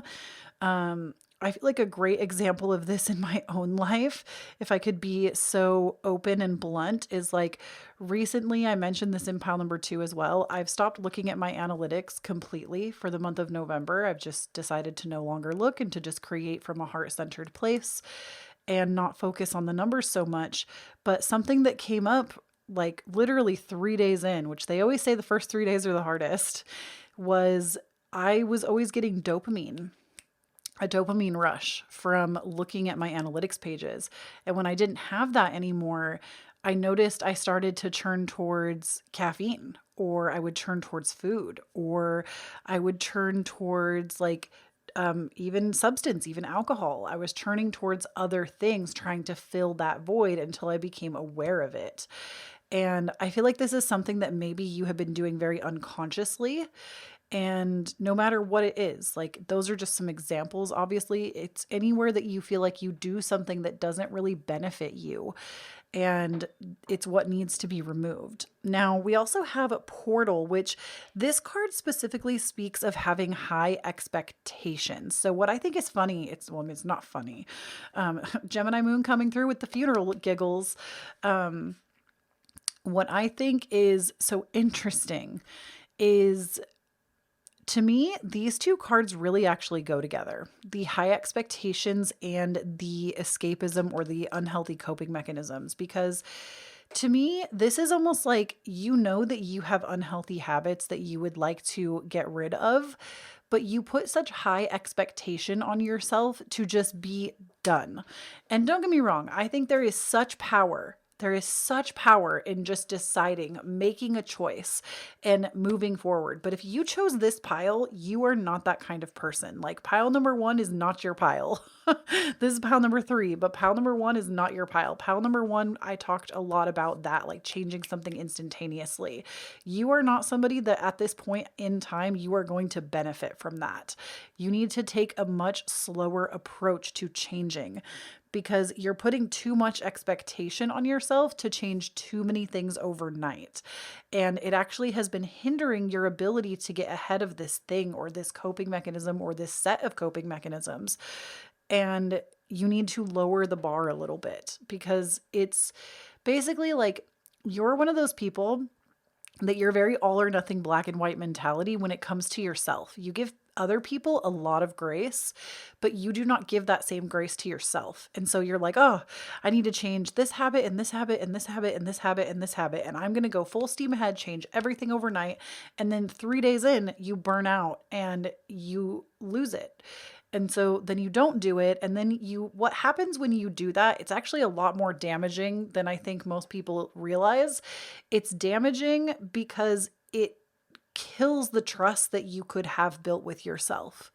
And when you don't have self-trust, I have said it before and I will say it again, self-trust is an epidemic in today's world. Many, many, many people do not trust themselves. It's why we are able to have the diet industry. It's why we have the beauty industry. It's why like so many people are fooled into buying things that they don't even need. Like even with consumerism, we're fooled into buying things that we don't need because we think that we need to solve the problem that is us. When in reality, yes, there might be some unhealthy things that you feel like you would like to stop doing, and that could be a really good, noble cause. However, trying to change everything overnight, it's going to lead to that lack of self-trust. And it also is a breeding ground for self-hatred, because I feel like lack of self-trust and self-hatred also are like besties, and they go hand in hand. If you have internalized self-hatred, you will also have a lack of self-trust with yourself. Like find me one person that those two things are not married inside of them. Because, and I'm not telling you these things as a point of shame. I'm telling you these things so that you can become aware, so that you can be easier on yourself, because awareness is step number one. So take it slow so that you can build slow, steady progress and trust with yourself. Because the more that you don't do the thing that you would like to do, you don't build rapport or trust with yourself. And again, it becomes a breeding ground for self-hatred. And then you have all these high expectations and you're not meeting the mark. So I get the sense that you deal with a lot of self-esteem problems and just like low self-worth in general. And this is something that you need to move on from in order to thrive. But it's not in the way that you think. It's not going to be by forcing it and by making yourself change overnight. It's going to be a slow and steady progression. Then we also have the talisman, which says that you need to stop gossiping about people. Now, don't get me wrong. I think when we think of gossip, it's like a slap in the face to be like, don't gossip. Everybody does it. Everybody. I don't care who you are. Everybody does it. And the thing is, in today's world, once again, we are constantly fed this illusion that gossip is something that bonds us together. So your mom brings gossip to you and you think, oh, we have something in common. If I feed into this gossip, we have a mutual dislike of this person or dislike of this situation or this. Usually it's people, right? I would say it's gossip if it's people. And you know what's funny? When I say this to other people, you know what I've heard multiple times? I've heard the phrase, well, it's true. It doesn't matter if it's true. It doesn't matter if you're speaking the truth about somebody else to somebody else. It's still gossip. It's still gossip if it's not your story to tell. Gossip doesn't have to be lies. And I think that's something that people forget. People think that gossip is just like making shit up about other people. It's not about making shit up about other people. You can be speaking the absolute whole and complete truth about a situation that the person in question told you about. But if you are expressing somebody else's stuff to somebody else without their permission and without them present to defend themselves, it's still called gossip. Now, there is a difference between gossip and venting. I think if you're involved in a situation with somebody else and you need to vent to another friend or another person, that's different. It's different to vent about your situation and how you're feeling. But when it turns into this fest of like, well, they're shitty and they're this way and they're this kind of person, that's when it becomes gossip. That's when it becomes, you're saying things that the other person is not present to defend themselves. And like I said, I think everybody's guilty of this. But when you consciously make the choice not to engage, that's when you take all the power back. Because gossip, it is a false sense of connection. It's not real connection with someone else. Even if you really want this other person that you're gossiping with to like you, you need to remember that if they'll gossip about this person, they'll gossip about anyone. And it kind of leaves with this feeling, at least for me, it leaves me with this feeling of, oh no, like if you're willing to gossip about that person, I wonder what you say about me when I'm not there. And that's what I want you to remember. Like think about that in the moment. I wonder what this person would say about me if I wasn't here. And you don't have to engage. You can literally say, oh, nope, I don't gossip. I don't want to talk about that. And when I've done this in my own life, I'm often met with that rebuttal of, well, it's true. Doesn't mean it's not gossip. And I've also been met with, well, I would say it if they were here. Okay, well then wait until they're here and then you can talk about it. But they're not here and I don't want to engage. So save it. Save it for somebody who cares. And that has, like, for myself, I'll speak for myself, that has had to be a very conscious effort on my part, because most people in today's world bond over this. And I feel like, you found a real one when they will take it back. Even if they start to gossip and they're like, oh, nope, like, I shouldn't have said that. I shouldn't say things like that. You know what? That's not cool. That's on me. I feel like that speaks volumes, and you can be that person. You can become that person, and you're going to thrive if you let go of the gossip. So, the last thing for this, before we get into some more cards, is mantle. And this I felt like had a couple of meanings. So, number one, the mantle represents looping the past. So, looping over old things, old people, old situations, looping over your past failures, like raking yourself over the coals, in my opinion. But it also has another meaning of ending a relationship. So, this could also be that you need to actually end like a romantic partnership, a friendship, a family relationship you need to take some space from, or completely end it, completely cut off.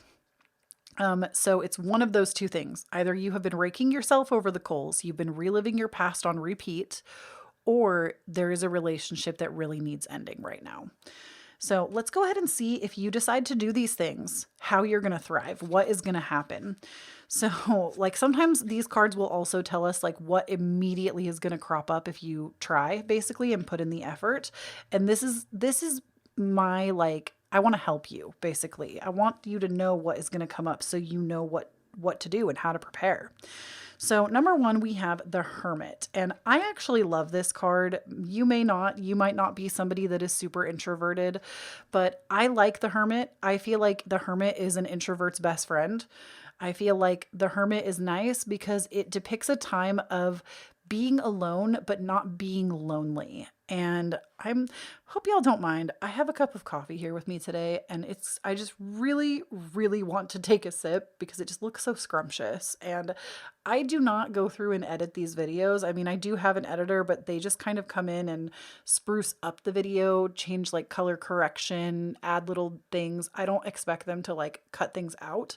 So if you ever hear me cough or sneeze or giggle or drink coffee, that's just part of it, okay?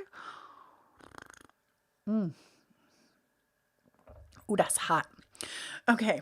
And also, yes, I do have peppermint creamer in it because hello, Halloween is over, sis. So, the Hermit card, this to me depicts that you will be alone. But here's the difference. Like I said, the Hermit does not mean that you're lonely. It means that you are on the true path of self-discovery. When I see the Hermit, I see this as a really powerful time in someone's life.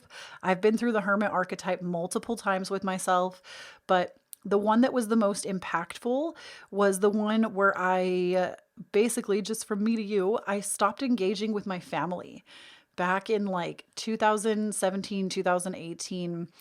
I would still talk to them periodically, but I stopped answering the phone consistently. And when I did that, I actually feel like I gave myself so much more of my own time back. And because I'm a chatty bitch, okay? I'm an Aries Mercury, I'm a Gemini moon. We can talk for days. I'm a chatty bitch. But when I talk to my family, I don't know how y'all out there that talk to family do it, where you just talk for like 20 minutes. I want to talk to my mom for 4 hours, okay? I want to talk to my sister all day. That's just how I am. So when I don't got the time, I'm not answering the phone. But this was such an important time in my life because it was when I really got into my own spirituality. I learned so much about myself. I learned all kinds of things about psychology, spirituality. I got like a whole new persona. Or like, I don't even want to say persona because I almost feel like that's like a mask that you wear, but like I really undid a lot of my own past bull crap during this time. And I feel like for you, that is definitely what is coming. It's this time of like deep intuitive, learning your own intrinsic values and learning the most about yourself that you can. The other thing that's going to happen for you is, oh, it's not my favorite. There is other good news here too, though, so don't worry. There is other good news. But I do see that you have the Devil card, and the Devil tells me that whatever these demons are that you are fighting off, like they're not real demons, like actual demons, like energetic beings. They are these escape escapism coping mechanisms, you really feel like these are so deeply entrenched that you can't get rid of them. And I just want to remind you, pile number 3, that you have the power to create change. And I see that this is a problem because you also have the Eight of Swords. But here's the beautiful message of the Eight of Swords. It's not real. I'm not saying that your problems aren't real. I would never tell you that. It's not that your problems aren't real. It's not that your coping mechanisms aren't real. It's that you have the power to make a choice to change them. And I say that because the Eight of Swords is all about self-limiting belief. It's all about you not believing in yourself, your own power, your own ability to make change. But that's all that is stopping you, is your limiting beliefs. It's not real. It's not like there is nobody actually tying your hands and holding you back. It is all within your control and all within your ability to change it. You do have the power to change this. And I do think you are going to be met with some really strong resistance in the beginning, but what do I always tell y'all? 3 days, 3 weeks, 3 months. The first 3 days are going to be the hardest when you try to make a change. The first 3 weeks is when you'll start around that 3-week mark, maybe less. You will start to feel like this feels good and you've got a good handle on it. 3 months is when it becomes a true ingrained habit and you don't even have to think about it anymore. So 3 days, 3 weeks, 3 months. Remember that. Power of 3. And then we also have the Seven of Swords, which this to me, I actually like, because the Seven of Swords has a few meanings, but in your reading, I really feel like this is more about you being strategic. This is you being strategic about what you're doing, who you're interacting with, the person you're becoming. And I also want to point out that the Devil and the Eight of Swords almost look like they're the same person in the cards. Like this person with like really long hair. And in this card, the Hermit and the Seven of Swords, we have this same like bun lady with the same outfit on, this like sheer little skirt. So I feel like the person that you're becoming through this hermit mode, you are being more strategic about how you handle yourself and handle situations and things. And I see this as a really good sign, because the Seven of Swords also can be like self-deception or self-betrayal, but I think the interesting thing is because we have it paired with the Hermit, you're actually overcoming the self-deception, the self-betrayal, and you're being very smart about the things that you engage with and how you move forward in the future. And the good news, there's more good news. I told you there was more. We also have the Three of Cups for you. The Three of Cups is good news, especially in the upright position. The Three of Cups says that you will meet people that really want to support the person you're becoming. If you're afraid to go through this time period where you're going to be more alone, again, remember that it's alone and not lonely. There will come a time in the future where you will be able to let the right people in to support you and love you. These like-minded people that believe what you believe, think how you think, they have the similar hobbies. You will meet the right friends and the right connections for you if you start to become this person. And maybe you're someone right now that doesn't feel like you have that, like the support structure that you would like to have. This is a gentle call to remind you that when you become this person, you're going to thrive and those people will be naturally attracted to you. Then we have ladder, climbing towards success. So again, what did I tell you in the very beginning of your reading? You are not going to be doing this all overnight. This is a slow and steady progression. It's one ladder step at a time. Then we have stork, news of a birth or a new business opportunity. So for some of y'all, if you have been like wanting pregnancy, when you get over your bullshit here, when you move on and you start to let yourself thrive, this is when that pregnancy can happen. And if it's not pregnancy, this is also just a new opportunity in your career or business. Something is about to dramatically change when you move forward on these things. And then we also have tree, affairs with your family. So I would really expect that as you become this new version of yourself and you work on these things, you might be surprised how family reacts. And I do find that most people, family is one of the things that actually really hinders their progress. Not always. Some people are in really loving, supportive families. And to you, I would say thank your lucky stars every night that is your situation, because I think there are a lot of us out here that don't feel that way. and be so grateful for the supportive family that you have if you have it, because I do get the sense that a lot of you, as you start to change, maybe these are habits that you engage in with your family, and this is going to cause a rift because people are going to see you acting differently, and it's going to send alarm bells off. It's going to trigger them because they will start to feel like, uh-oh, am I doing something wrong? Is this bad for me? They're going to start to feel triggered by your success. And you need to let them feel triggered.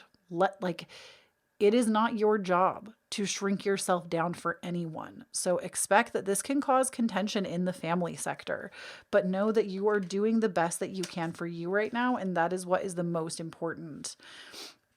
And then we also have for you sundress, do it for you. So this isn't about your family. This is about you. And I think what's so cool about this picture is I want you to notice it's snowing. She has a sundress on, but it's snowing. And it's not about wearing a sundress because you need to look cute at the family barbecue. It's wearing a sundress whenever you damn well please because it's what you want to wear, regardless of if you're going to freeze your little butt off out in the snow or if it's a beautiful, gorgeous sunny day. You're wearing it because it makes you feel good.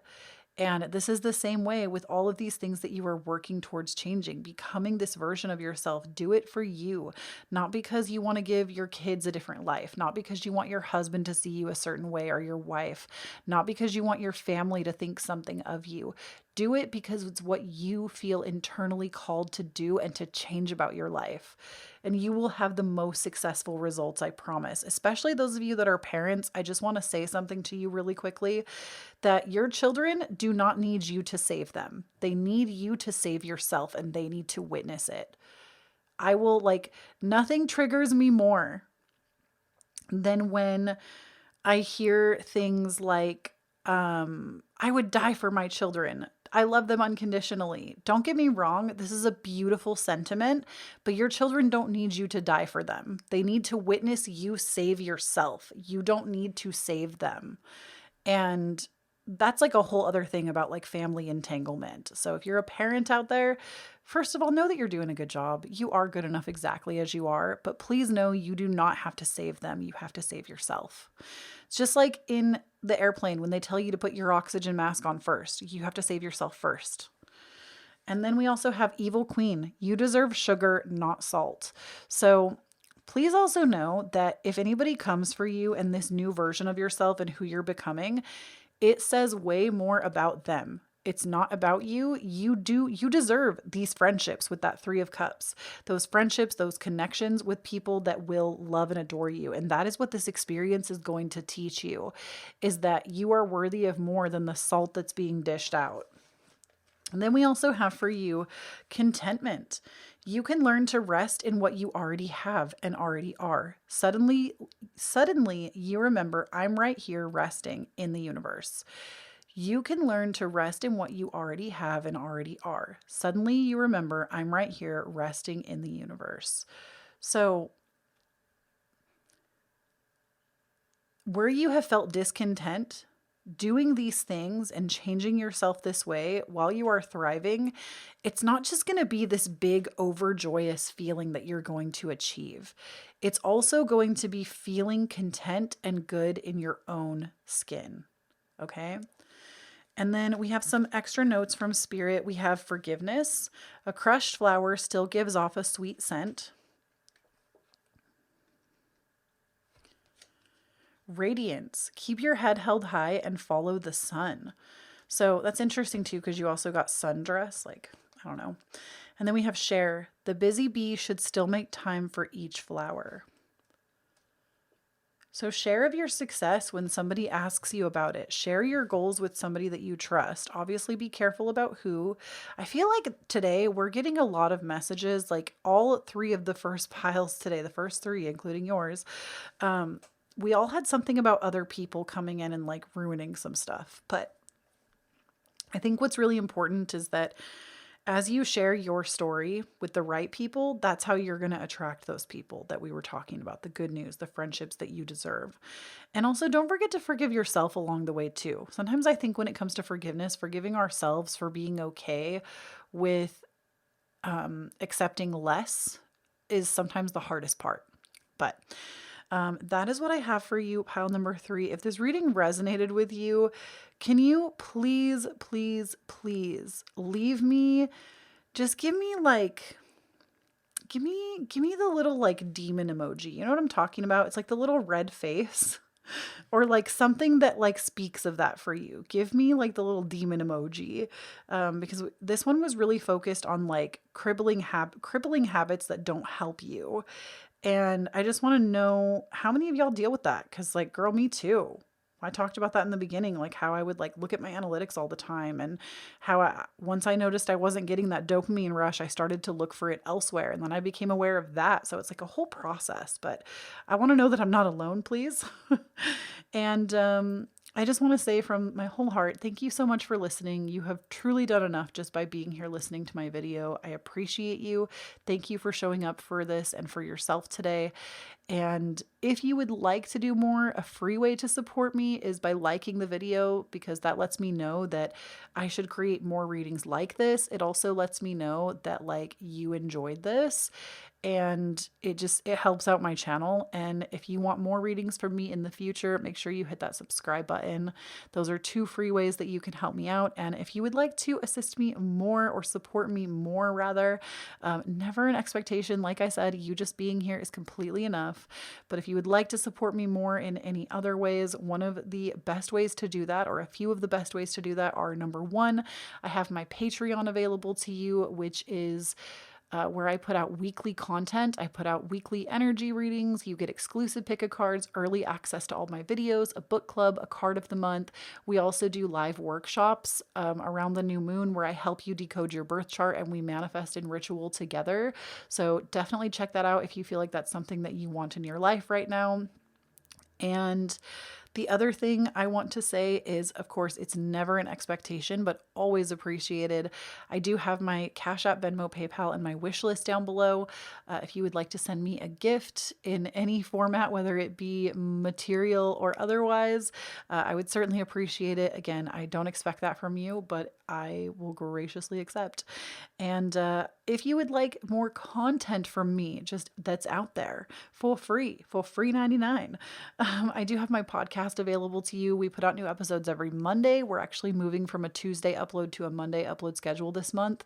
And every Monday I sit down and I talk to you about how to get into your most authentic life. I give you spirituality, psychology, astrology updates, and so much more. And it's like, we've had the podcast a long time. We're like 112 episodes deep. I actually do upload it or update it every single week. We've only had like a couple of hiatuses throughout the entire process of the podcast, and it's just a really fun time. I really enjoy making content like it. This month we're really focused on like hot girl energy, hot guy, hot person, and becoming your best self before the end of the year. So if you need extra motivation, it's a great place to tune into that. It's available everywhere you listen to podcasts, so Apple, Spotify, etc. And then I also have, of course, all of my social media accounts, my TikTok, my Instagram, my Twitter. I'm at Kloee Taylor. No underscores, no extra letters, no periods, no numbers. It's just exactly as it is spelled here, Kloee Taylor. And I put out extra tarot content on my social medias, and I've been doing like routine-based content recently. It's been a really good time. So if you would like more of that, please be sure that you follow. And thank you so much again for tuning in. Please do not forget, when you stand in your own authenticity, you empower everyone around you to do the same. I love you so much, pile number 3, and I'll talk to you in the next one. Bye. All right, pile number 4. I'm going to show you these 4 cards up close first, and then we will take it down to the table, and I have a ton of other cards for you. But these first 4 cards, which we will go over in detail, are the things you need to let go of so that you can thrive. So we have the goat, we have playing cards, the ostrich, and the onion card. And I actually think I put these in the reverse order for some reason. Like, I think the onion was first. Yeah, it was actually supposed to be like that, but it doesn't matter. It doesn't matter because we're going to talk about each of them individually. But let's go ahead. I just want to get these set up and make sure you can see them okay. So Each of these cards represent a different theme or area that you need to address or work through in order to thrive. It's kind of like what's keeping you from thriving right now. So, first and foremost, with the Onion, this card actually represents trauma. And it is because when it comes to trauma, we often have to peel back layer after layer after layer, and we are just peeling back an onion. But what we also forget to mention when it comes to onions is for most people, they make you cry. And there's a lot of undoing within that in order to find the center or to get to be done with it, right? And so I do feel like this is something that is not going to be an easy process, but I want to offer another perspective as well. And I've said this, I think, in every pile today. I am not here to sugarcoat things. Like, I know that I am usually a very soft and gentle reader, but recently I am just like really stepping outside of the box, and I am like, I can't claim to be so authentic and then constantly be trying to like always approach things in a certain way. So I'm not here to sugarcoat. I know we also get a lot of tough medicine here too, but I feel like before I say this, I need to preface the reading with that, because I do feel, and this also comes from Dr. Nicole LePera, the holistic psychologist. She talks a lot about how we can get very familiar with like basically reliving our trauma or revisiting it, so much so that we can become obsessed with the chemicals that it produces in our body, of just like being on this, basically just like being obsessed with your trauma to the point that you're never actually moving past it. And don't get me wrong, I think the healing process takes as long as it takes, but there is something to be said about when you constantly replay these things, these events, the reasons why you can't do things or think that you shouldn't. And it's a whole different approach when you come to a place of no longer being the victim in your life and deciding that you want to be the survivor or the hero. And it takes time. I'm not telling you these things because I want you to be ashamed or think that you're not allowed to be the victim or that you're not allowed to feel bad. I think that that's part of the process. You have to allow yourself, like the onion, to cry, right?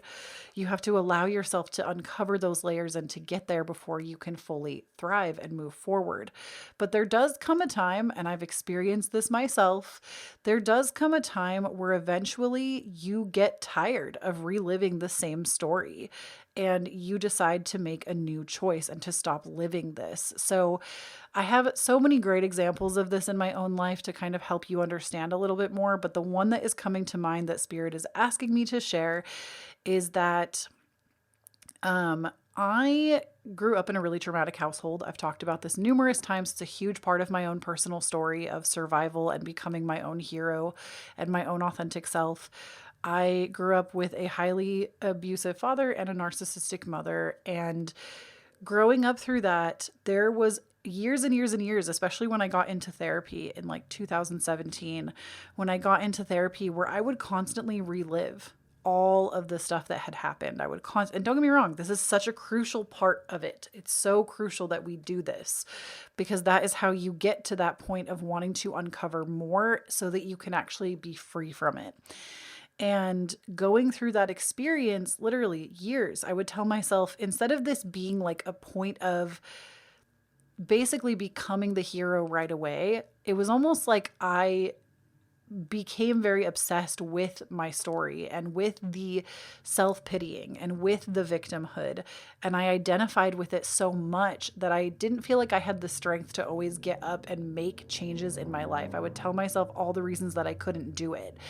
And what's unfortunate is this is the reality for many. We'll get stuck there. We don't feel like we can move past it. And I can't really say specifically, like there were so many points where I feel like I was triggered out of this, but one of the most specific instances I have is something that I didn't even realize was triggering to me was yelling. Yelling is very triggering to me. I'm really uncomfortable with anger. And mainly because of the way that I grew up, there was always yelling. To this day, if I walk into my parents' house, they still yell at each other. Like it was such a constant in my life that I was always in a state of fight or flight, not sure if I should hide or if I should like try to be the emotional equalizer in adult situations. And I bring this up because I often would find myself in friendships that were like this too.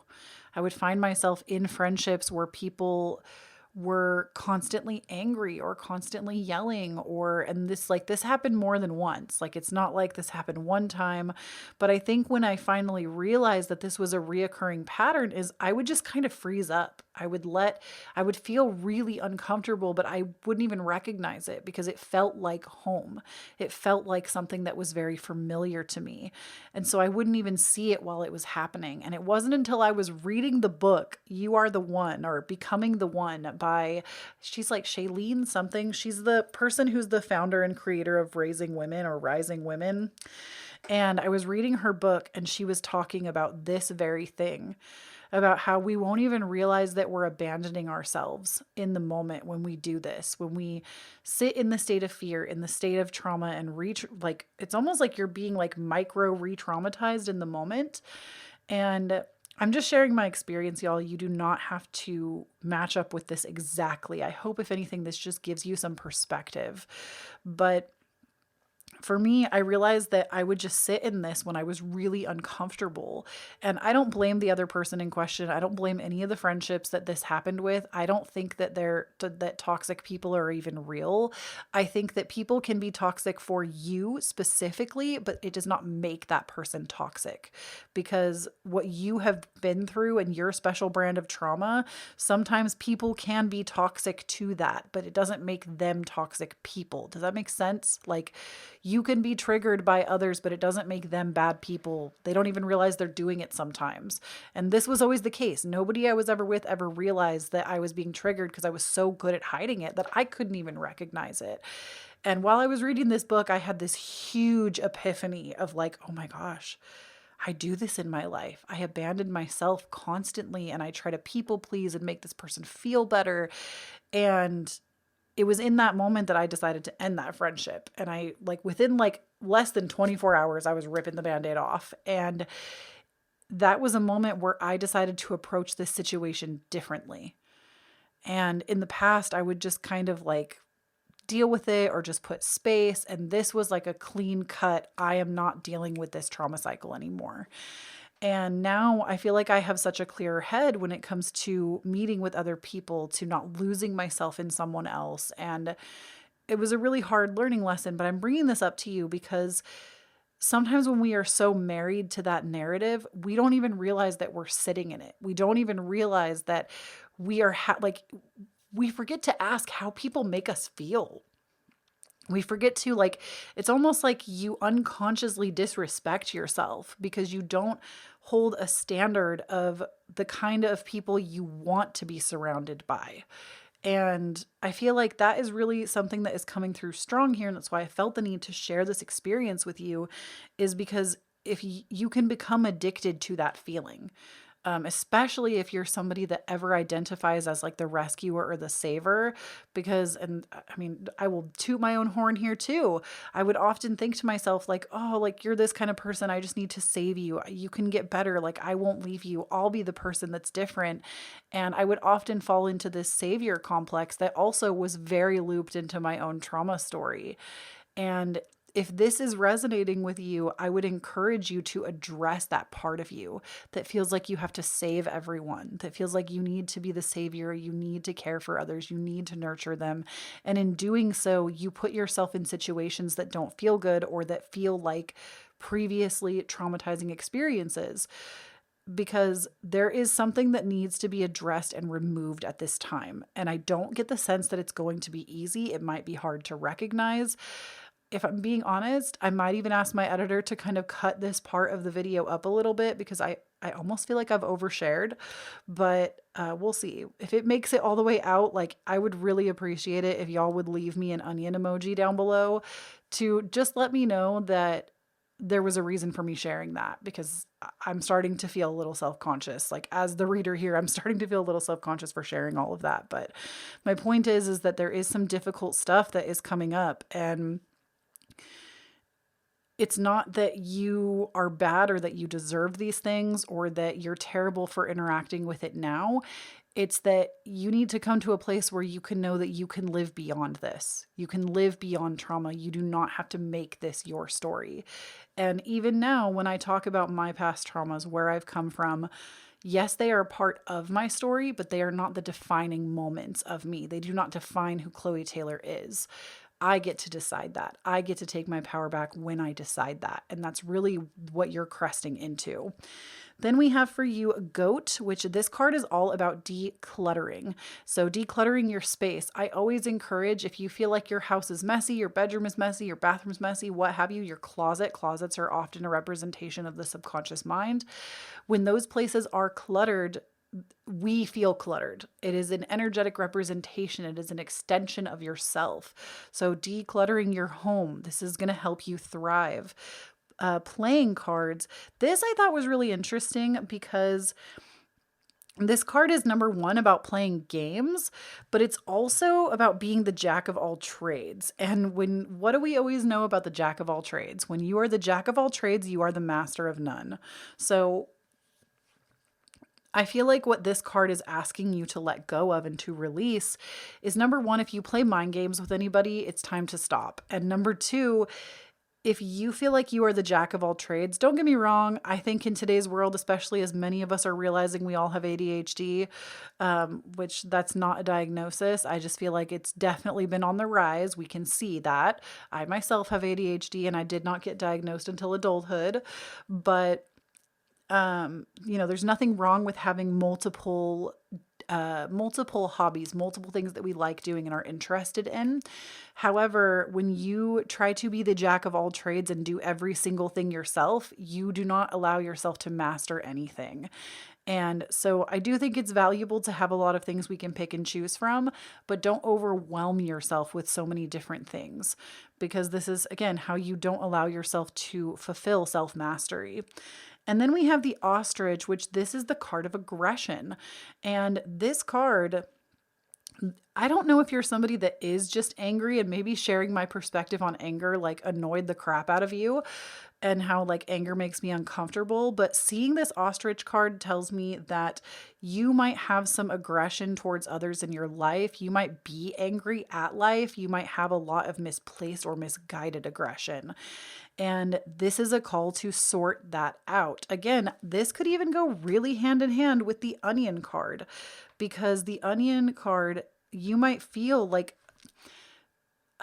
it's like anger is just the armor for hurt. When we are angry, underneath that is just hurt. It's just pain. It is the armor for hurt.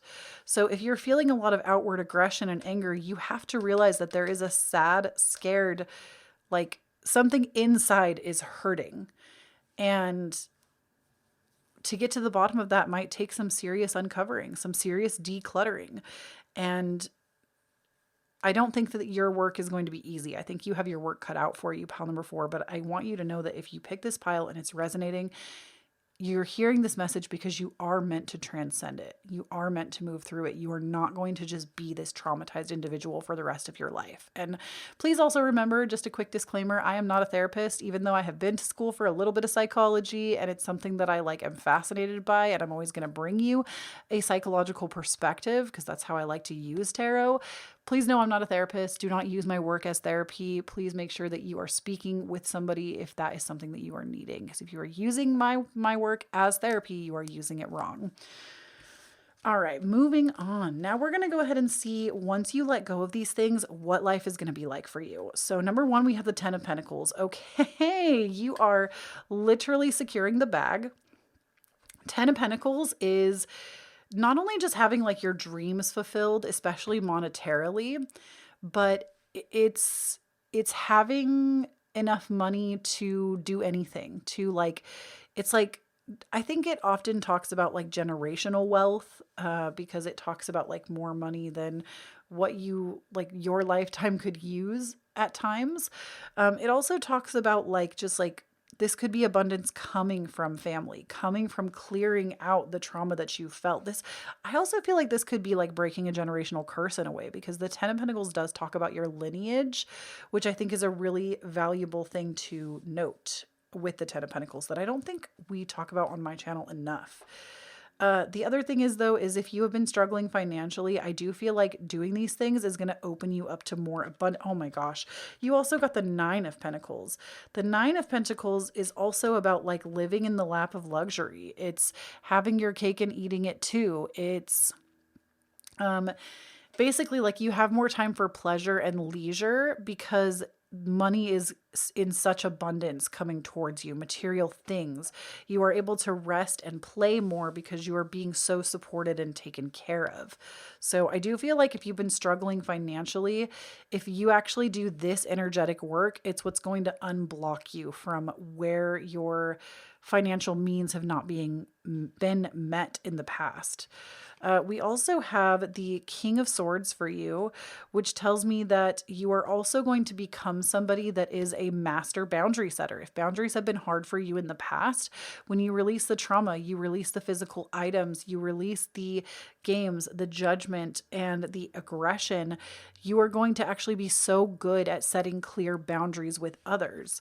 We also have the Queen of Cups, which tells me that emotionally, you are also going to be more in tune with yourself. You're going to be more in tune. You're not going to feel like your emotions override you all the time.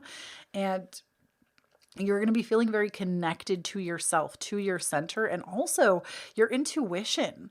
The Queen of Cups is somebody that is highly intuitive.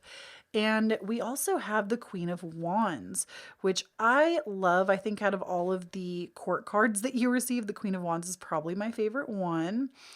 And that is because the Queen of Wands is all about confidence. It's about having confidence in yourself, becoming the most confident version of yourself, and believing in yourself. The Queen of Wands is one of those archetypes that's like, she knows what she brings to the table, so she's not afraid to eat by herself. Like, being your most confident person, being the best you that you can be, emotionally sound, your boundaries are looking good, you're feeling confident, and you're securing the bag. I see nothing terrible about this. I think that you will actually be really pushed forward into a new way of being that really supports who you want to become in this lifetime. We also have for you the money path, which says a path with money is waiting for you to find it. So again, if you've been struggling financially, it's not about actually making money that is holding you back right now from thriving. It is the energetic, like, representation of who you are that is holding you back. Your frequency is dialed into the wrong things. And in order to get right with you, these are the things to work on. Now, I want to encourage you, pile number 4, if you're like, I don't know how the hell to start, I don't know what to do. Pick the easiest thing first. If the decluttering is the easiest thing, start with the decluttering and you will get the answers as you go. That's what Spirit is saying to me anyways. Or like if you want to work on your anger first, everything else will start to come. If you want to work on not playing games as much or just mastering one thing in your life, everything else will flow from there. If you want to get into therapy and talk to somebody about overcoming your trauma and being able to become the hero or survivor of your own story, this is where that needs to start. So you just need to pick one and the others will follow. Then we have for you Spear, which says heartache over what you no longer have. So this is actually a really powerful card for you, pile number 4, because something that I always say is we have to remember that even when we're dealing with people or things that we don't necessarily like or we don't want, we have to remember that we play a part too. So my favorite example of this, I'm so sorry. I am just like dragging my parents today. One of my favorite ways to explain what I'm trying to say to you is to use an example of me talking to my dad. I've talked about this recently, I think on my podcast as well. Recently, I was on the phone with my dad and he was like, I'm hurting, talking like financially. He's another Taurus, just like me. He was like, I'm hurting, blah, blah, blah. And I said, Dad, you have been hurting, quote unquote, financially my whole life. I am 31 years old. You have been financially hurting my whole life. And there comes a time where you have to ask yourself, what is your part in that? Why do you say that to yourself? Like, you obviously have a role that you're playing in this, and what benefit are you getting from saying that about yourself? You need to take the accountability, because it's been way too many years for you to still be saying that. And he didn't ever really respond to me. My brother happened to be in the car with him, and he was like, Kloee, he says that because it makes people feel sorry for him and his situation.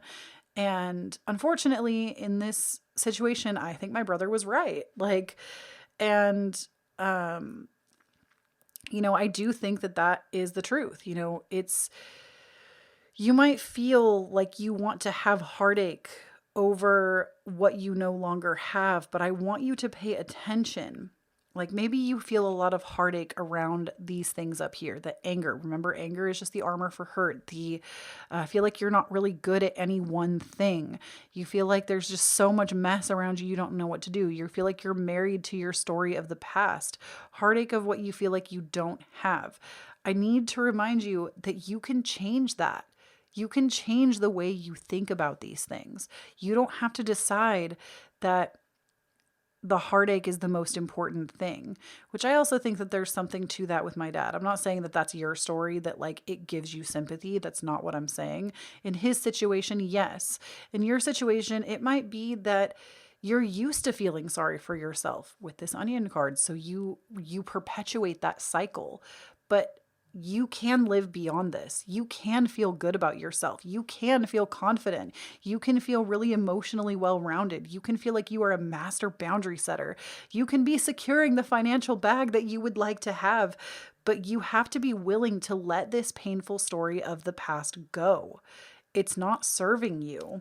And then we have a bull. Do not back down from the opposition. Show strength and fortitude. So the thing that I always want to remind you is when you're making these changes, you're going to hit resistance. Everybody does. Everybody does. Hits resistance. We've talked about this, I think, in every reading today. You're going to hit a moment of resistance, and this is normal. It happens to everyone. There is not one person that just chooses a new path and it's easy breezy for them. Everybody is going to go up against their own inner resistance. And when this happens, you have to decide to keep going. You have to decide to return to that therapy office again and again. You have to be the one that decides to move on to the next room in the house, the next closet if you're going through and cleaning things. You have to be the person that decides you want to stick with this hobby long term. You have to be the one to decide that you no longer want to sit and be judgmental and angry and I feel like the anger thing in particular, like, something I always remind myself, this is such a silly example, but I use it all the time. When I think about anger and how it can come out of us and be projected, I'm not trying to demonize anger, even though it's something that makes me uncomfortable. I recognize that it is a very healthy emotion and all of us should have it and do have it. Even I express anger from time to time. But I always remind myself, like, let's say you have road rage, okay? And you're like screaming at the car next to you in your car, and you're so mad and it gets you all pissed off. This to me is the energy of not letting that person that cut you off steal your joy. Remind yourself in those moments. This is your strength. This is your fortitude. This is how you do it. Remind yourself in those moments that maybe that person just crapped their pants and they needed to cut me off and zip ahead because they got to go home and change their underwear. Maybe that person's significant other is in labor. Maybe that person just got a call that somebody in their life just passed away or they're about to, and they got to get to the hospital. We have no idea what other people go through. We have no idea what they're experiencing. And like, that's obviously just one example of how to decide that you don't want to engage in those thoughts and you can choose to change them. You don't have to be the person that is at the mercy of your mind or your emotions. I'm not saying that we need to control every little aspect. I think it's more of a balancing act. But you can decide to create strength and fortitude. You can decide to think new thoughts. You can decide to keep going. And that's something that when you hit that wall of resistance, you're going to have to push through. Now, we also have for you Castle, which says it's time for healing, not war. So even if you want to be angry at yourself or others, it's time for healing. It's time to actually move into a new way of being softer and gentler with yourself. Then we have spaceship. Don't be afraid to sing, which I'm not really sure what this card is about. So I'm going to pull the book up. I'm just going to grab it really quick from the box. I just wasn't really getting anything intuitively off of this one. So sometimes when I need a little extra help, I just pull the book out. And that's on overcoming perfectionism. So this is number 43. And it says, spaceship, don't be afraid to sing. You've been made to believe that your voice, that your unique point of view in this world isn't worth very much. Let me tell you, that couldn't be further from the truth. Your words are worth all the stars in the night sky, so don't forget to sing. Whenever you have the chance, your voice is powerful enough to sink a dozen spaceships. Ooh, okay. So this is about using your voice, expressing what it is that you need, want, and desire. And this is actually going to be helpful for you because maybe you've never said what you actually desire out loud. And this is a point of like fear or contention for you. But Spirit is ultimately saying that you will continue to thrive if you put your healing at the forefront, especially because you got the card that resembles trauma, but also to actually speak your desires out loud. Like, for example, maybe you've always desired a life where, like, okay, the thing that came to mind that Spirit is showing me a vision of is like, let's say you're 65 and you're here listening, okay? Which, like, we love you. We love you, okay? I don't care how old you are. Love in my heart for you. Let's say you're 65, you've been married to the same person your whole life. I'm trying to think of like other things. Loveless marriage. Okay. Loveless marriage. You always wanted to go to school, but never really went. There's just so many things. Like, you never really were single. You got married really young. And you've kind of always lived your life for your spouse or your children. Okay. Singing your song is going to take a lot of courage because a lot of time has passed in your lifetime where you have put your song down. And singing your song is going to take a lot of courage to say, you know what? This marriage is loveless and I don't want to be in it. I don't care how old I am. I can't do it for another day. I still have the desire to learn, so I'm going to enroll in school anyways. I'm never too old to learn new things.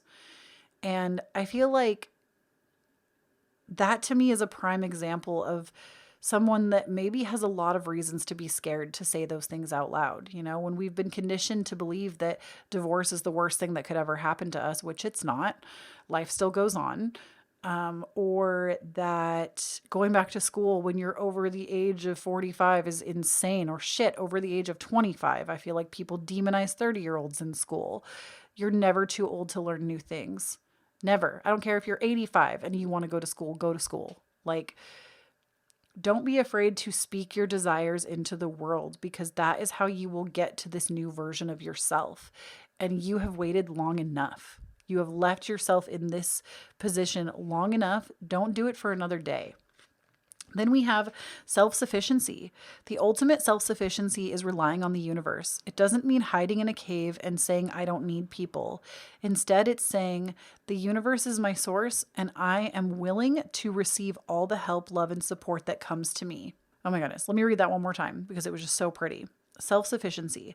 The ultimate self-sufficiency is relying on the universe. It doesn't mean hiding in a cave and saying, I don't need people. Instead, it's saying, the universe is my source and I am willing to receive all the help, love, and support that comes my way. So this is about, you don't have to do all of this by yourself. You don't have to do all of this by yourself. You don't have to choke. Like, all of a sudden right now, I had this feeling of like almost inhaling a chemical, like, and choking a little bit. You don't have to choke by yourself.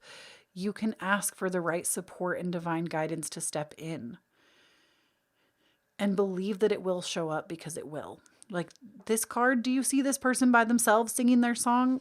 This was just what I said to pile number 3 as well. When you start to open up and sing your song and be yourself, that is when the right people come in and are attracted to you. The friends, the partner, you know, whatever it is that you're looking for. But self-sufficiency doesn't always mean that you are grinding everything out by yourself. Self-sufficiency means that You do believe in your ability to move forward, but you're not above receiving help either. Then we have for you Wildflower. Live an uncontrolled life, free to grow anywhere and bound by nothing. We have Rest. Slow down and you don't have to solve everything today. And Present. Journey into the garden to escape the two eternities, the past and the future. Wow. I really loved the Wildflower. To me, I feel like you have like tamed yourself for too long and you need to let yourself be wild. And whatever that means. Like, I hate it when people say like, oh, wild, but not that crazy. Wild, but don't go out and sleep with someone. Don't go out and do A, B, and C, and D. You don't get to decide what someone's version of wild should be, especially when it comes to that conservative BS. Like, I feel like when you let somebody be truly untamed, obviously the biggest thing is you want them to be safe. So that's like my only thing to you. Be whatever wild means to you, but do so in a way that you are feeling safe and you're being safe. That's the only thing we could ask for. I feel like often when I hear the word wild or like a tarot card says to get wild, I hear so much stuff from others, not other readers in this community. It's not that. It's like usually just like others that see this card in like, even in my personal life. Wild is not what you decide is wild for someone else because you have your own hangups. Wild is what somebody else decides is wild for them, which there's going to be a different level for each person. And I'm really getting the sense that whoever chose this pile, I think even like the vision of the older person came through, because I'm getting the sense that maybe you're somebody that has had a really long traumatic life, that you have consistently done what you were told. And because of that, you are now like left really feeling unworthy, unappreciated, and outcast. And there's a lot of like old conservative, outdated beliefs. And I keep saying conservative because and I'm not trying to make this like a political statement. I don't care about politics, to be honest with you. Actually, it's not that I don't care. It's that I don't care to bring them to my channel. That's like my own personal thing. But I keep saying conservative because I keep getting this vision of somebody that's like really primed and proper and was like made to be that way. And you've never let yourself live life on your own terms. So that's really what it is. It's not the conservativeness of it. It's that, what does that even mean? Hey Siri, define the word conservative. Conservative means averse to change or innovation and holding traditional values. Okay.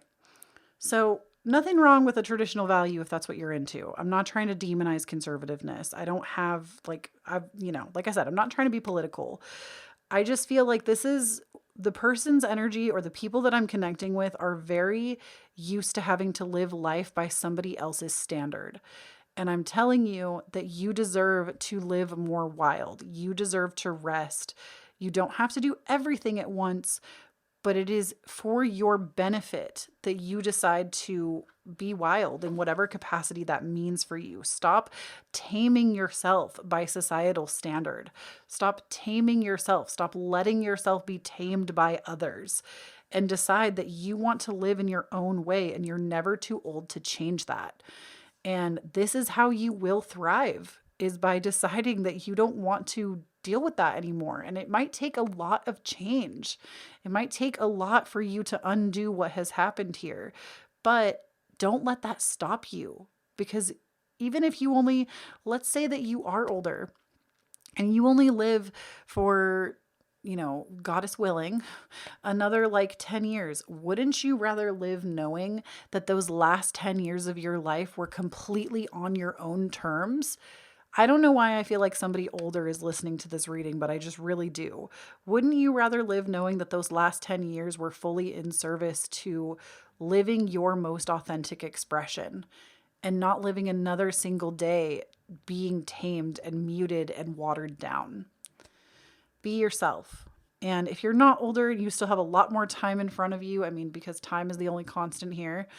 Unless we all somehow learn the trick of immortality, which I think most of us would not accept that if it was given to us. Most of us, I think, actually, I don't want to say like look forward to a restful slumber in the underworld. But I do feel like most people that I say like anything about immortality to, they're always like, oh no, we don't know her. We don't want her. At least not on this planet, right? I feel like a lot of us are star seeds that would like to go elsewhere. In any case, that is what I have for you, pile number 4. Thank you for tuning in. Please put that onion emoji down below if what I've said has resonated with you. I'm really interested to hear because I feel like your reading is one that I did not expect to channel today. I did not expect to see this. So thank you so much for tuning in. Truly, thank you. Even just you being here is enough. You showing up for yourself for this reading and sitting here during the reading process. You have done enough just literally being here. So thank you so much. If you would like to help my channel in a free way, one of the best ways to do it is to hit that like button to let me know that this resonated and that you would like more content like it. Or you can hit the subscribe button so that you get more content from me in the future and just be a part of this community. If you would like to support me even more, of course, there are other ways, but no expectations here. I just want to let you know that we do have a Patreon where I put new content out every single week. There's a weekly energy update. There's a card of the month. There is exclusive pick-a-cards. I do a couple of them every month. There are workshops. There is a workshop every single new moon. Sometimes they're live. Most often they're live events where I help you decode your birth chart. We do ritual together. We do a meditation together. And those are a really powerful time. I'm excited for the next one because it's going to be for the new moon in Sagittarius at the end of the month. And we also have a book club. Like the Patreon is lit, y'all. So make sure that you join in if that is a way that you would like to support me. It helps me to keep creating the way that I do. I also have my Cashapp, Venmo, PayPal, and my wish list listed down below for you. So again, no expectations, but if you would like to send me a gift or a tip, I would certainly graciously appreciate them and accept them. And if you would like to follow me more around the web, please do not hesitate to check out my podcast, Divine Authenticity. New episodes every Monday. Well, we're technically swapping to a Monday schedule this month. So right now it's been Tuesday, but we're moving to a Monday schedule. This is not a new podcast. If you've never heard of it before, it's been going for now 112 episodes. So she is not old. She is Jenny from the block. She is, she's been around the block a few times. Many of you are like, I didn't know you had a podcast. I see that a lot in my comments. So she's not new. She's been around. I think I just forget to talk about her sometimes. But yeah, we talk about authenticity, spirituality, astrology. I often use the podcast as a place to give you tips to living your most authentic life. I blend spirituality and psychology, and it's a really beautiful time. So come and hang out. It's available everywhere you listen to podcasts, Apple, Spotify, Google, and so much more. Divine Authenticity. And then I also have all of my social media accounts, of course, my Instagram, TikTok, Twitter. I'm at Kloee Taylor, no periods, underscores, no extra letters, no numbers. It's just Kloee Taylor, exactly as you see it here, but with no space or underscore or anything. And I've been putting out more tarot content, little routine reels. I share pictures of my life sometimes with my cute little husband and my cats. So if you want to follow me, please make sure that you do. But I'm cool either way. So links for everything down below. And something else that I forgot to mention. You know what? I'll save it for the little Patreon credits at the end here. I'll tell you about it. But in any case, I love you so much. Pile number 4. Thank you for tuning in. Please do not forget, when you stand in your own authenticity, you empower everyone around you to do the same. And I'll talk to you in the next one. Bye.